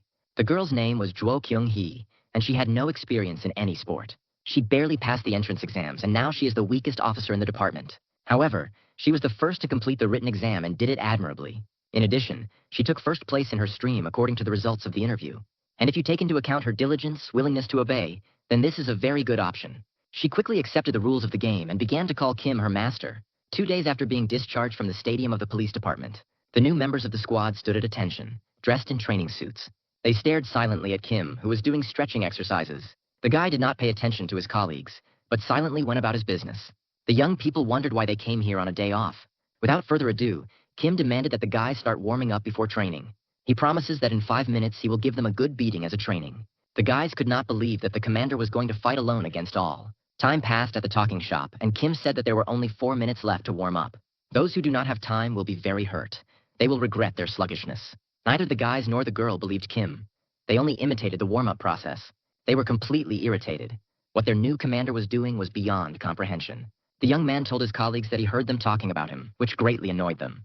Hwang Hee-jun sighed. He didn't feel like training, but what to do with the order? Jo Kyung-hee advised them to pretend that they were following commands. Lee Sung-hyun was horrified by what they were up to. He was used to obeying the leader. The young people quickly assigned roles and agreed on what they were doing. At that moment, Kim finished warming up, stripped to the waist, and approached his subordinates. Seeing his impressive muscles, his colleagues were stunned and at first were speechless. Time is up. Who did not have time? His problems. Kim slowly moved forward.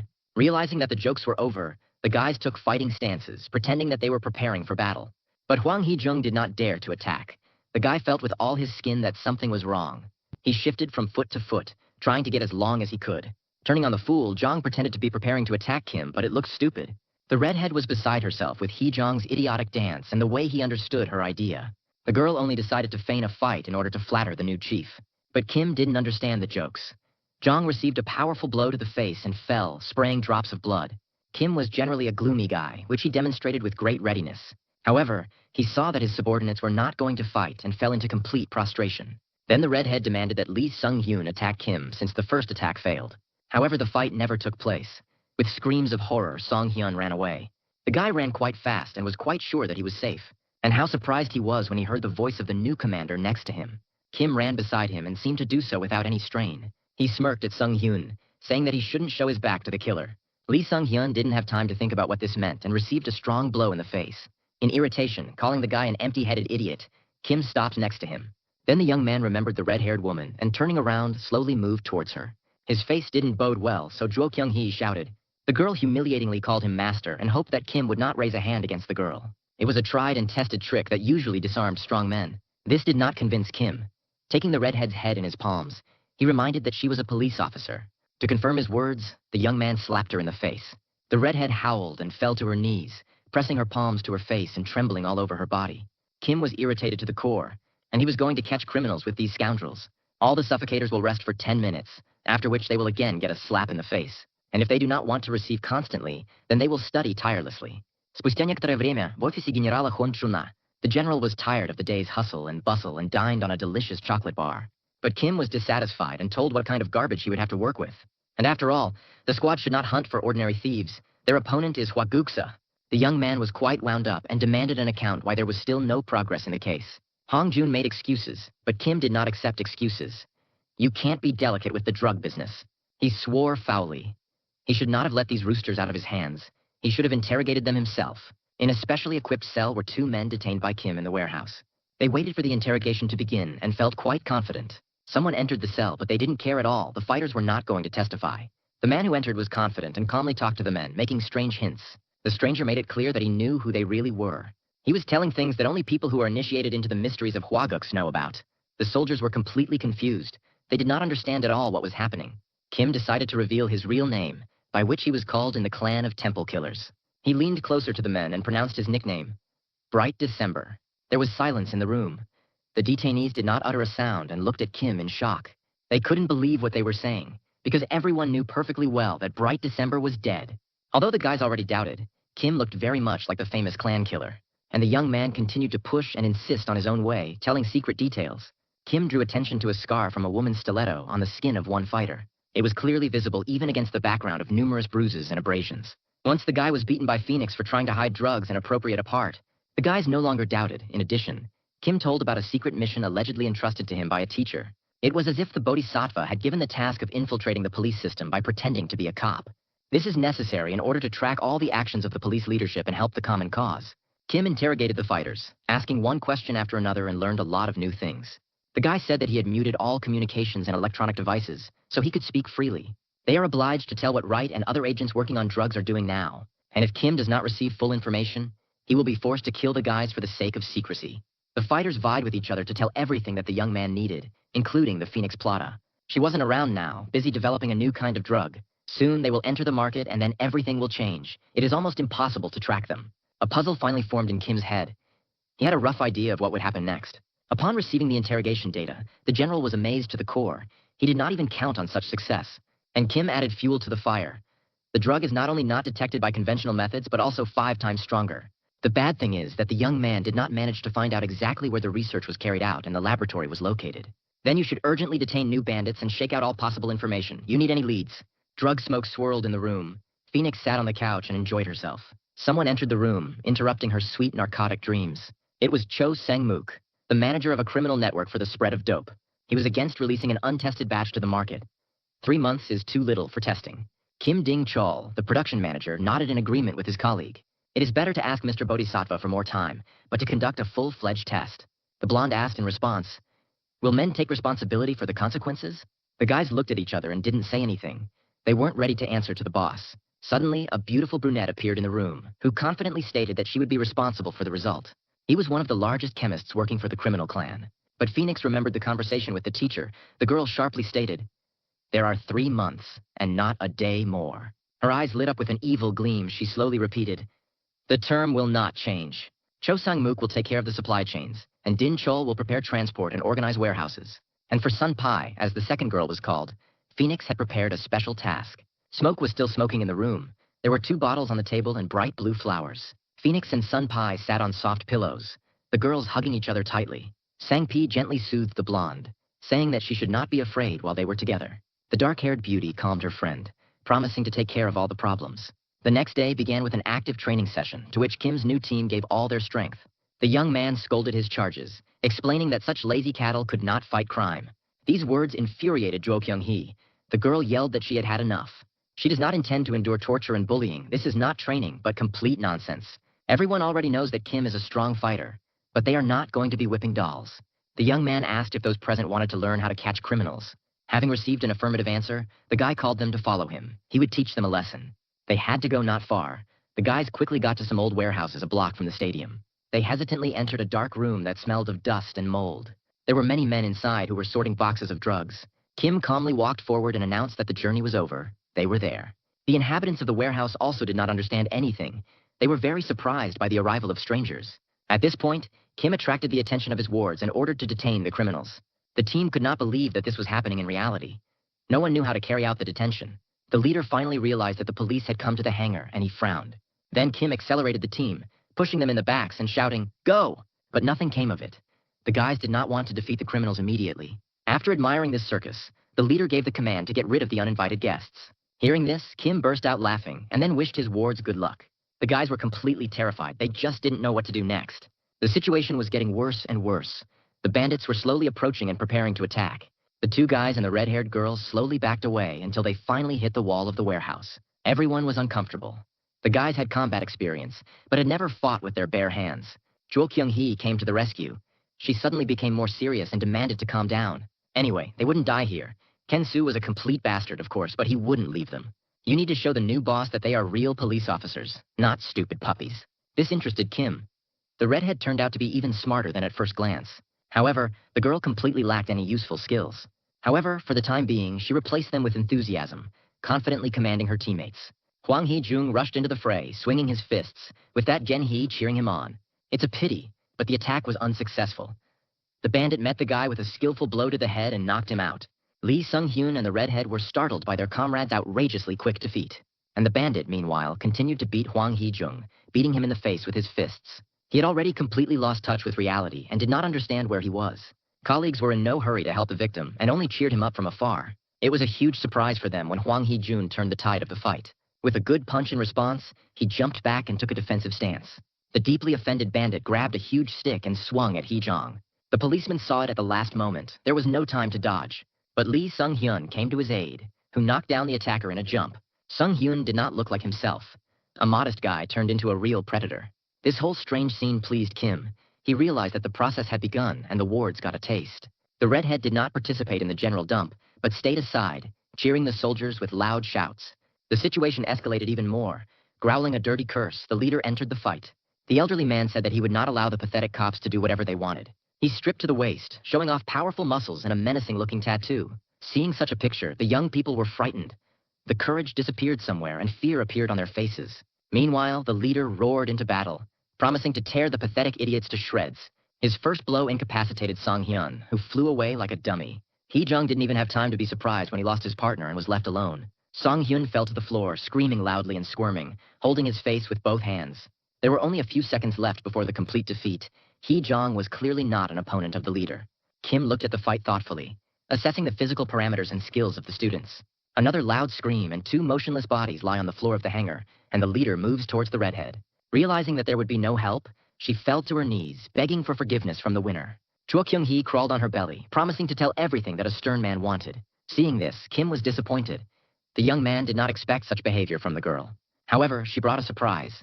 Pulling out a compact stun gun, Choi Kyung-hee hit the leader with a discharge. The sturdy man shook in convulsions. His eyes opened as if they were about to jump out of their sockets. The redhead did not turn off the stun gun. She missed shock after discharge and shouted something loudly. The leader nevertheless recovered from the surprise. Jumping up, he kicked the girl. The blow was accurate. The man's boot hit directly in the head of the redhead and knocked her down. The bandit was about to finish off the girl, but Kim rushed to him like lightning and kicked back. The powerful, bulky man froze and seemed to have forgotten how to breathe. The next series of swift blows completely incapacitated him and made it impossible to continue the fight. The girl looked at the boss in amazement and did not believe that he had coped with the leader in a couple of seconds. Silence fell in the room. The bodies of bandits were lying everywhere and things were scattered. Kim hoped that the guys realized how useless they were in a real fight. Not listening to the complaints and moans of his subordinates, the young man demanded to put himself in order. He was not going to deal with drugs and call for help. He wanted to continue his training. After a while, an interesting scene played out in the same hangar. The leader was kneeling in front of Cho Sang-mook and babbling something about a police raid. The bandit spoke until Seo Mook's rooster-masked guards covered his mouth. So Mook watched as the gang leader was tortured in an attempt to force testimony out of him. However, the interrogation did not yield anything. The man did not say anything new. Suddenly, an object in the center of the table caught his attention, and Seo Mook looked more closely. The manager was amazed. It was an exact copy of the picture that stood on the altar of the clan leader. So Mook could not believe his eyes. Only people authorized by the teacher had such cards. The general's office looked incredibly strange. There was a box full of drugs on the table. Hong Jun could not believe his eyes. It was one thing to listen to other people's stories, and another to see it for yourself. The general shook himself up and said that he intended to introduce Kim to a sensible officer. After that, Hong Jung called someone on the radio and froze, looking at the door in anticipation. Kim stared curiously in the same direction, deciding that words were superfluous. A tall girl in uniform entered the room and introduced herself, raising her hand in greeting. Hong Jun announced that this is Superintendent Kim Ah-hyun. She will participate in the operation. Without saying a word, the guest approached Kim and asked why he was sitting in his office like at home. Deciding to play along with the beauty, the young man said that his legs hurt so much that he could not stand. Hen blushed, and then declared that she would not talk about anything until the young man stood up. She got more and more turned on until she started yelling at Kim and giving orders. The girl went so far as to come close and put her foot directly on the young man's thigh. The guy was clearly amused by the situation. He offered the beauty to try and make him. He mocked Hen by looking her straight in the eyes, and then suggested that he stop pretending to be a boss. The superintendent was clearly going into direct conflict and was not going to back down. The general tried to stop the lady and warn her not to contact Kim. However, his warning was too late. Hen was clearly prepared to attack.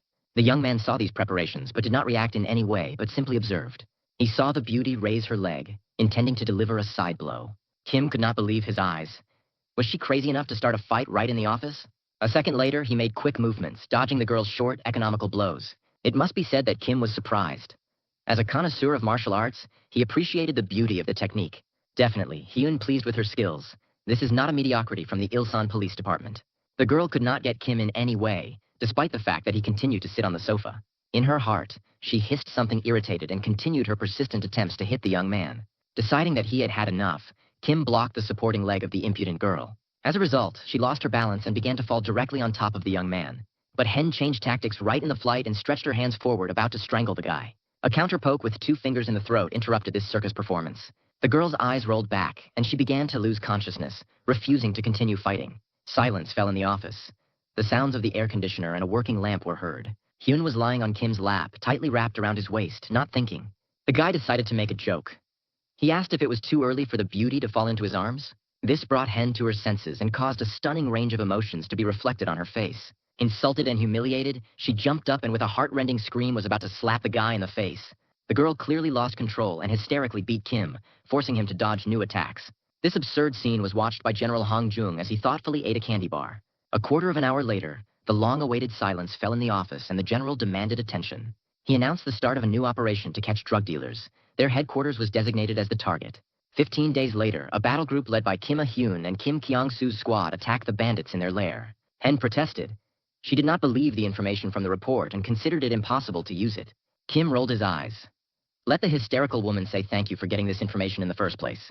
The girl looked at the guy and demanded to be treated respectfully, as if she were the senior in rank. Smiling, Kim listened as she demanded a second interrogation in order to hear the answers with her own ears. The general was categorical. A second interrogation was impossible. All the detainees were dead. Hong Jung frowned and remembered how he had personally discovered the fighters killed right in the interrogation room. Not only the superintendent was surprised, but also Kim. They were interested in why the department had such poor security. The girl wanted to know how the suspects died and under what circumstances it happened. Sighing, the general asked Kim to linger, which caused another outburst of rage from the unbalanced lady. She clearly did not shine with intelligence, despite all her success in martial arts. After finding out the details, she proudly walked in the direction of the door, but stopped. Turning to Kim, she announced that she would follow him and shoot him like a dog. Perhaps it was the craziest thing he had seen in a while. Squinting at Hong Jun, the young man cautiously asked if the girl was okay with her head. Ignoring the question, the general held out an object. It was found in the interrogation room. This card was lying right on the table in front of the dead and was clearly left for some purpose. Kim bent down and froze. It was clear that the guy had made some of his own conclusions. The card, designed in the Oriental style, depicted a large white crane. Exactly the same card, depicting a man with an umbrella, was in the hands of a blonde nicknamed Phoenix. She looked at her with obvious fear, as if she had seen something that had struck her to the core. Two clan managers explained that the map was found in a place besieged by the police. Thoughts swarmed in the blonde's head. This is simply impossible because Bright December is dead. You need to stick to the plan. But how to do it? Could it be that December was able to survive and is now hunting her?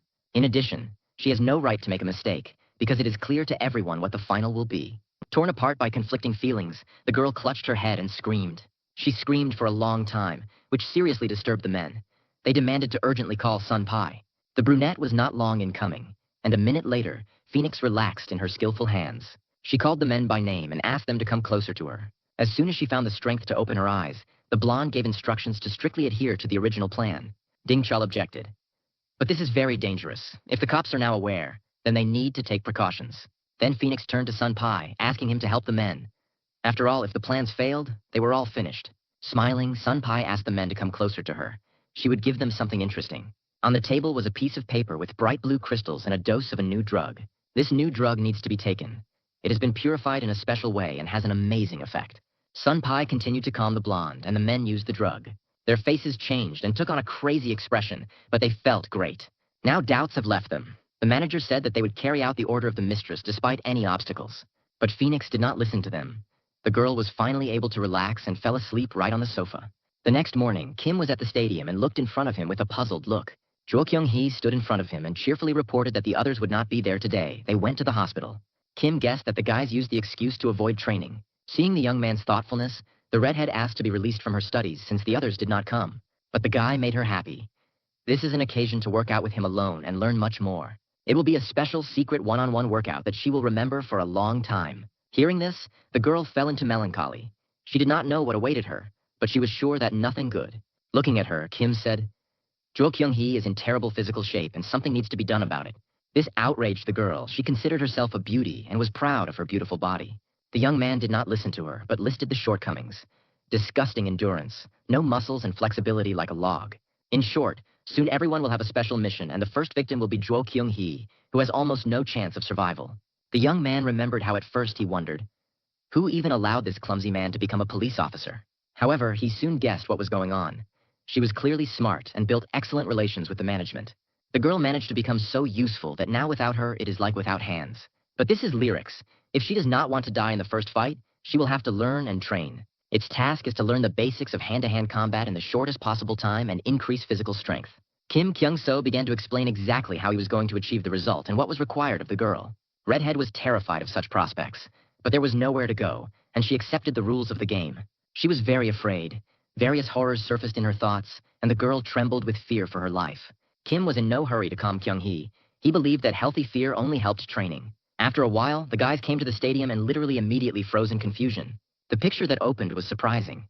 Kim was sitting right on the back of the redhead, as if on a bench. The girl moaned softly and with tears in her eyes accused him of cruelty. The indignant guys demanded to answer what kind of bullying their friend was subjected to. Kim smiled provocatively. There is no need to rush. Soon they will find out everything themselves. The meaningful phrase puzzled the guys and caused them uncertainty. The rest of the day was spent in a crazy run and training for endurance, speed, and agility. 15 days later, the announced operation finally began. All three of Kim's wards were in full combat readiness and were preparing for battle. Jen-hee couldn't believe that she had been able to survive the past 2 weeks. They were like a nightmare. Nearby, Superintendent Kim Ah-hyun's special unit is stationed with weapons at the ready. The soldiers stood in front of the thickets and shared their doubts. They did not believe that there was anything there. One of the policemen checked the map and announced that they were there.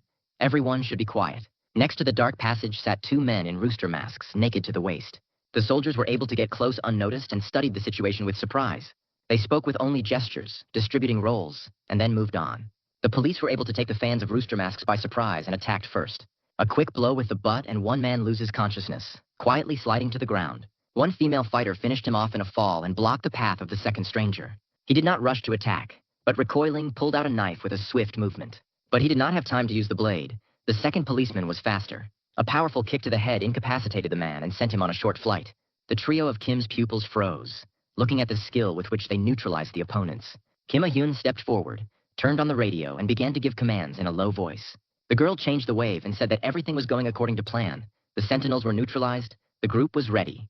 Looking at each other, the police went to catch up with the superintendent's squad.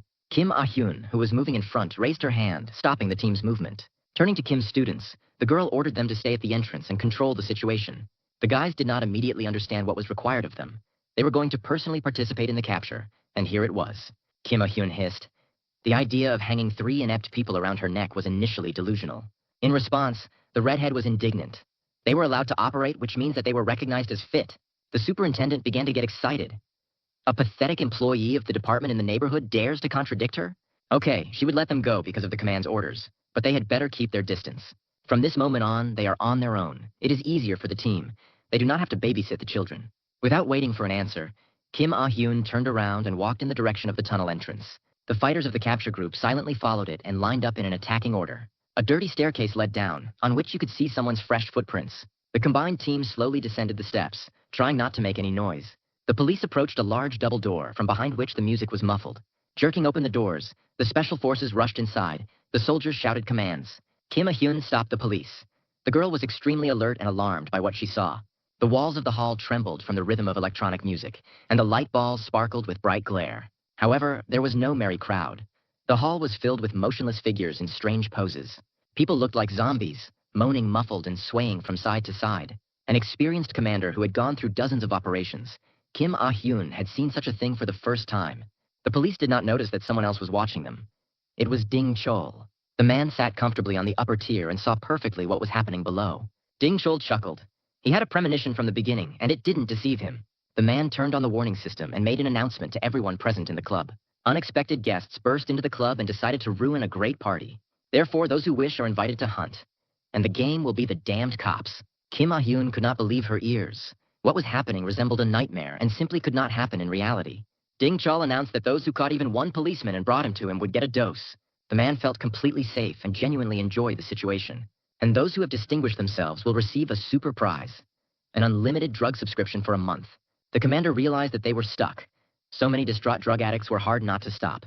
Trying to protect themselves from the maddened crowd, the police backed away to the exit.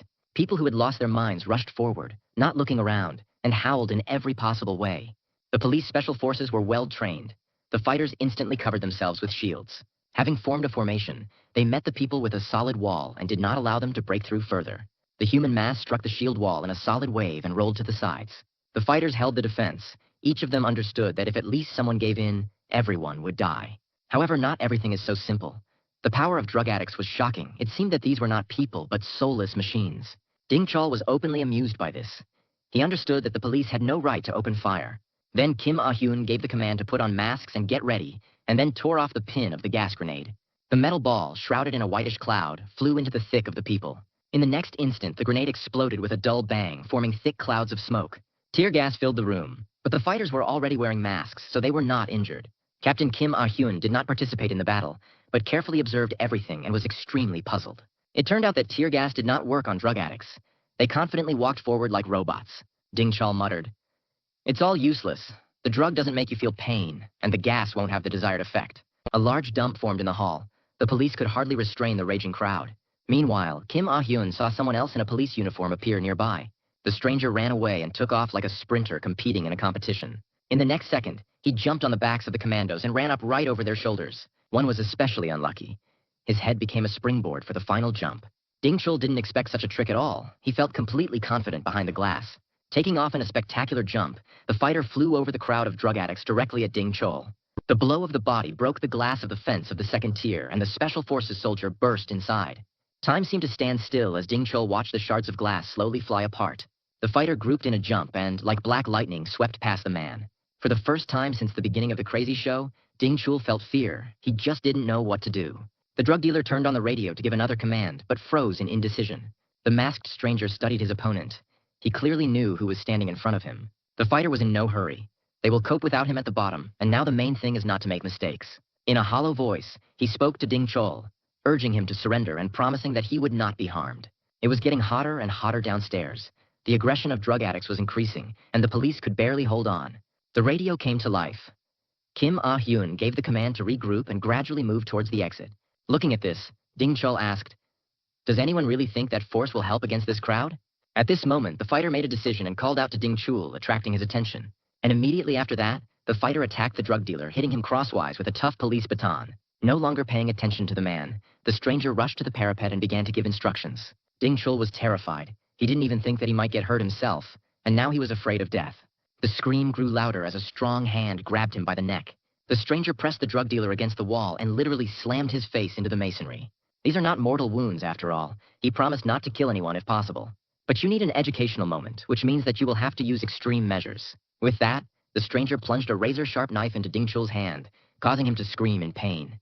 The man was twisted, the bone was pierced through, and this caused him incredible suffering. The fighter slowly said that he would not take the life of even such a scoundrel. But he will have to behave quietly and stand with his face against the wall. Ding Chul couldn't stand who he was talking to now. Even the pain didn't calm his curiosity. The stranger was in no mood to open up and got off with a couple of indistinct phrases. And then, in order to interrupt the flow of questions, he kicked Ding Chul in the side with all his might. Silence fell below. The police finally managed to calm the raging crowd. The captain gave a new command, to continue the cleansing and climb up in small groups. Climbing the stairs, the first thing Kim Ah-hyun saw was a knife sticking out of the wall, covered in blood. Ding Chul was standing near the fence, blood flowing from his hands and dripping onto the floor. He used narcotic patches to stop the bleeding, but his condition worsened. Ding Chul was very interested in who was the fighter who had dealt with him so easily. Kim Ah-hyun, dumbfounded, slowly replied, "She would like to find out herself." Meanwhile, the stranger walked along the corridor of the drug dealer's base, leaving motionless bodies behind him. He took off his mask, and it became clear that it was Kim Kyung-so himself in combat attire. The guy moved gently around the floor, bypassing the bodies of naked men in rooster masks and loudly calling for the Phoenix. Meanwhile, the special forces took aim at Ding Chul, demanding that he go down and surrender. The man was impressed. He said that he had not seen such a gathering for a long time, since he left the special unit. Kim Ah-hyun was wary. The girl carefully asked what exactly she was talking about. In response, Ding Chul said that he greeted his students, whom he had not seen for so long. Taking out a pistol from somewhere, he pointed it at the special forces, and then reported that his full name was Kim Din Chul from the 29th Squad. Hearing this, Kim Ah-hyun froze as if struck by lightning and commanded fire to kill. The silence of the hall was broken by the crackle of automatic bursts. The parapet with Ding Chul standing behind him was pierced by the tracks of shots. 3 ineps from Kim Kyung-soo's squad stood in front of the entrance to the tunnel and listened diligently. They heard shots and exchanged opinions on this matter, thinking about what to do next. And why did they take them with them, if they are not used for their intended purpose? Is it really possible to be cannon fodder? And in general, why did they need all these secret operations? They lived well in the Ilsan department. Talking indignantly, the young people did not notice how someone crept up behind them. Behind them, the big man Cho Sang-mook stood and listened attentively to the conversations. Finally, the drug dealer broke the silence by asking what the fucking cops had forgotten in such a wilderness. The man did not show aggression. He communicated quite kindly, and thoughtfulness could be read on his face. The policemen backed away. They did not understand what was happening, but they felt danger. Having made up her mind, Jo Kyung-hee drew her weapon and quickly pointed it at the bandit. A shot rang out. Thin threads sparkling with electric discharges rushed towards Cho Sang-mook. The sharp darts hit the man and worked like a stun gun, making him moan in pain.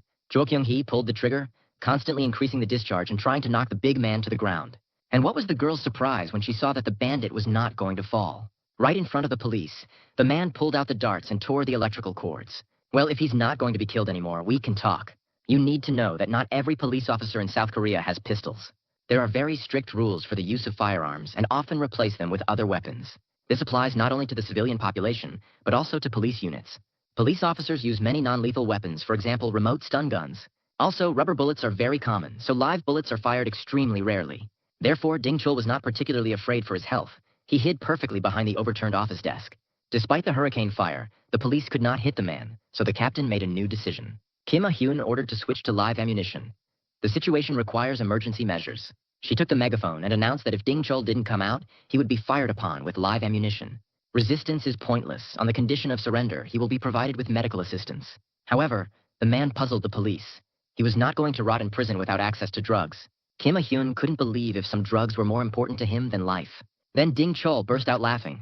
His life turned upside down when he received a drug on one of the squad missions. He was working undercover when fate threw him an interesting meeting. He sat next to the garbage can, pretending to be a prodigy and thinking about how to get information about local drug dealers. The beautiful blonde approached and spoke to him, and then offered the man to try a new drug. It was impossible to refuse. It looked too suspicious, and Ding Chul agreed.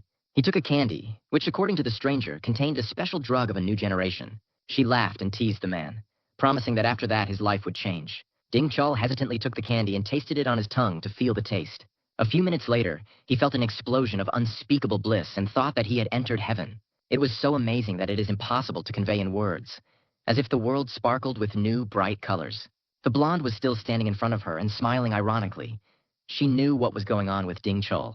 Then the girl said that if the man agreed to work for her, she would give him something better. Ding Chul had completely lost his sense of reality and was willing to do anything to get a new dose. However, he must promise that he will not consume more than one a day, otherwise he will die soon. Now Ding Chul didn't care. He knew that he wouldn't come out of here alive.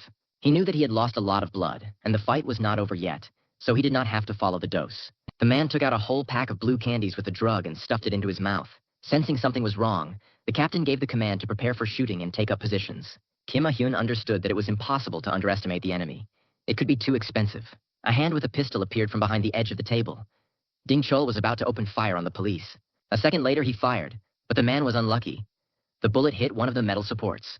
The second shot was more successful and almost reached Kim Ah-hyun, who was standing in plain sight. The captain realized that she could not wait any longer. Even unaimed fire could reach them with a ricochet. Meanwhile, Ding Chul stood up to his full height and aimed at the policeman with a loud laugh. His eyes glowed red. Black veins swelled on his face and he looked completely insane. A shot rang out and bullets flew directly at the special forces, meeting no resistance. Without waiting for her to be shot, Kim Ah-hyun rushed to the side and barely managed to escape.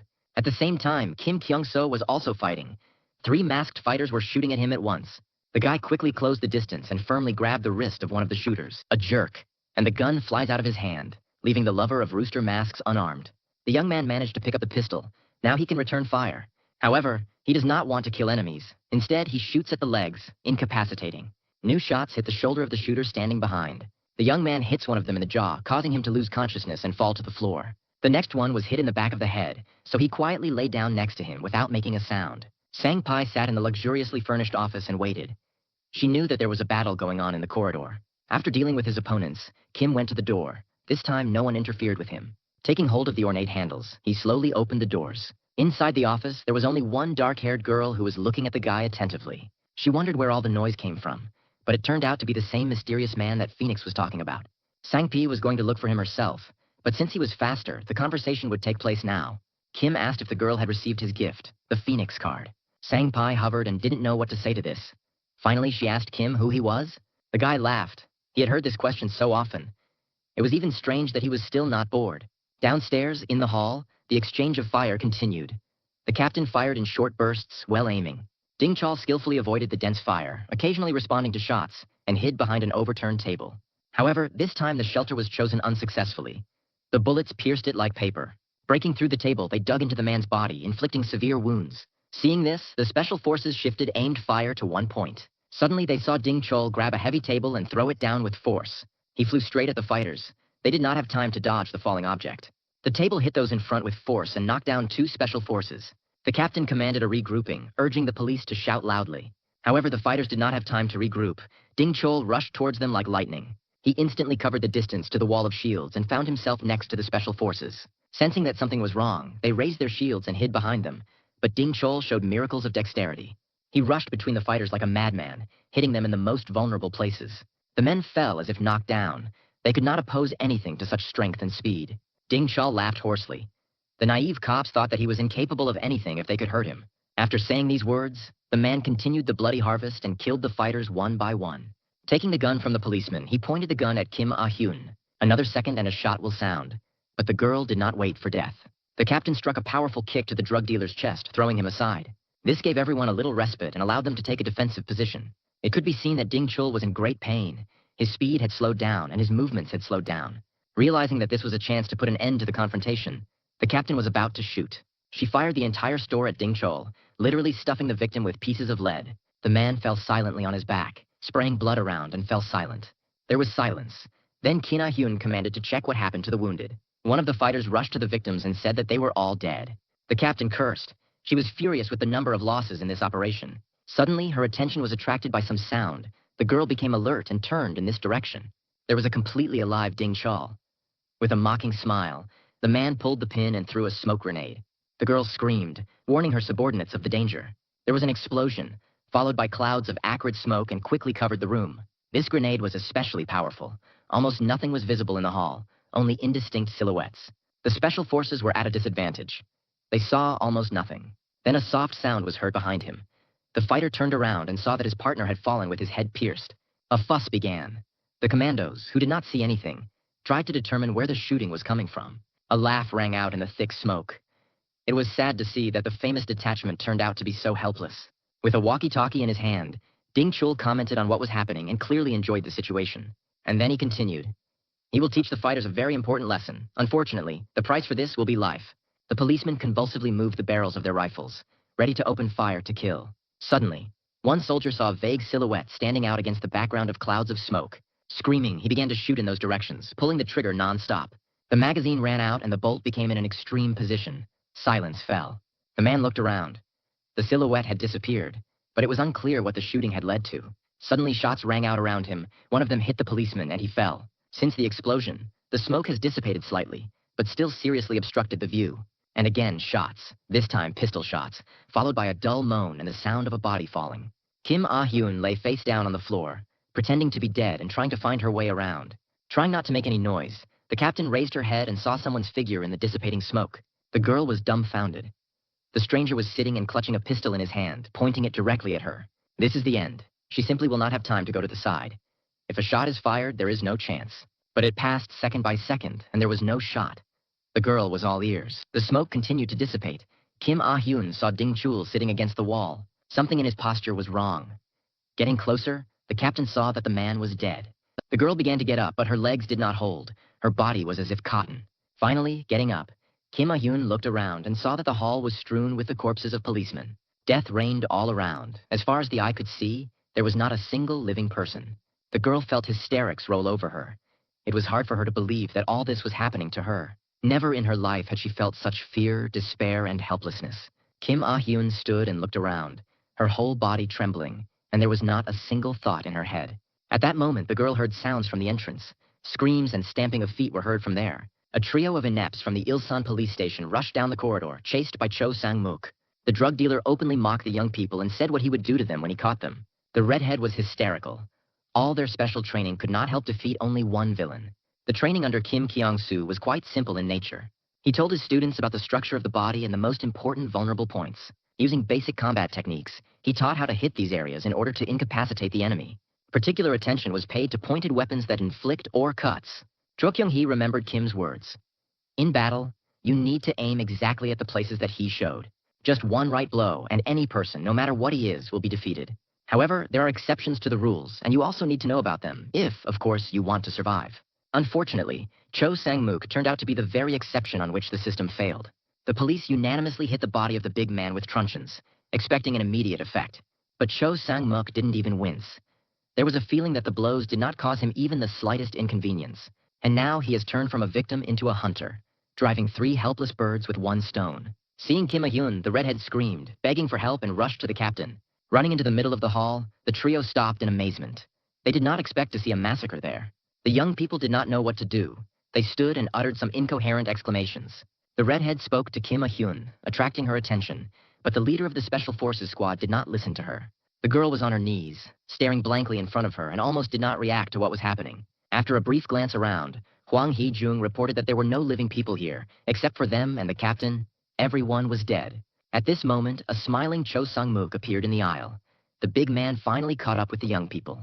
He stepped inside, and the smile disappeared from his face. The man was also trying to understand what was happening. Seeing Ding Cole, the bandit could not believe his eyes. He considered his friend almost immortal. His death caused a real shock, and Cho Sung-mook froze, trying to figure out what to do next. Kim Kyung-so was still in Sang-pi's office and talking to the girl. Sang-pi asked who he was again, and then stood up and walked towards Kim. The young man said that he had given enough hints, but Sang-pi did not believe him and only laughed at him. Announcing that it was time to end this conversation, she reached into her cleavage and pulled something out of it. Seeing a red piece of paper with a drug in her hand, Kim did not wait and struck a powerful blow with his hand. A fist slammed into the girl's face and interrupted her monologue. The blow threw Sang-pi's body back as if she weighed nothing. The girl fell, bleeding from her broken nose. Kim stared at her and said that he did not like it when malicious intent was hidden behind the external friendliness. However, the girl was not swayed by this. Sun-pai rose to her feet and took the drug in her hands again. Kim did not want to give her an advantage, so he attacked again and landed a strong kick in a jump. It turned out to be successful. Kim managed to knock out the drug in time and not allow him to use it. Sang-pai bit her lip. It was obvious that the girl was in great pain. Then she made a movement with her good hand and threw a blue capsule into her mouth. Just one moment and the girl swallowed it. Kim did not have time to stop her. The young man was annoyed. A normal conversation did not work out. Soon the girl would become insane. Holding her face, Kim thought about what to do now, but there were no thoughts about it. Suddenly, Sun-Fi jerked and rolled away with a powerful jerk, taking a fighting stance. The next moment, she grabbed Kim's hand and tried to hold a submission. The young man did not become delicate, came out of the grip and made a throw, forcefully applying the girl to the floor. The polite conversations ended. Kim strangled Sang-pi and demanded to know where Phoenix was hiding. Why protect this cowardly rat who hides when his comrades are killed? The young man yelled right into the girl's face, hoping to throw her off balance. At that moment, something heavy flew into his back, hitting his bulletproof vest. The guy turned around in surprise to see who had attacked him in such a strange way. At the door leading to the next room stood children. 2 boys and a girl. The kids looked very strange. The young man did not immediately realize that they were under the influence of drugs. Sang-pai cried out helplessly.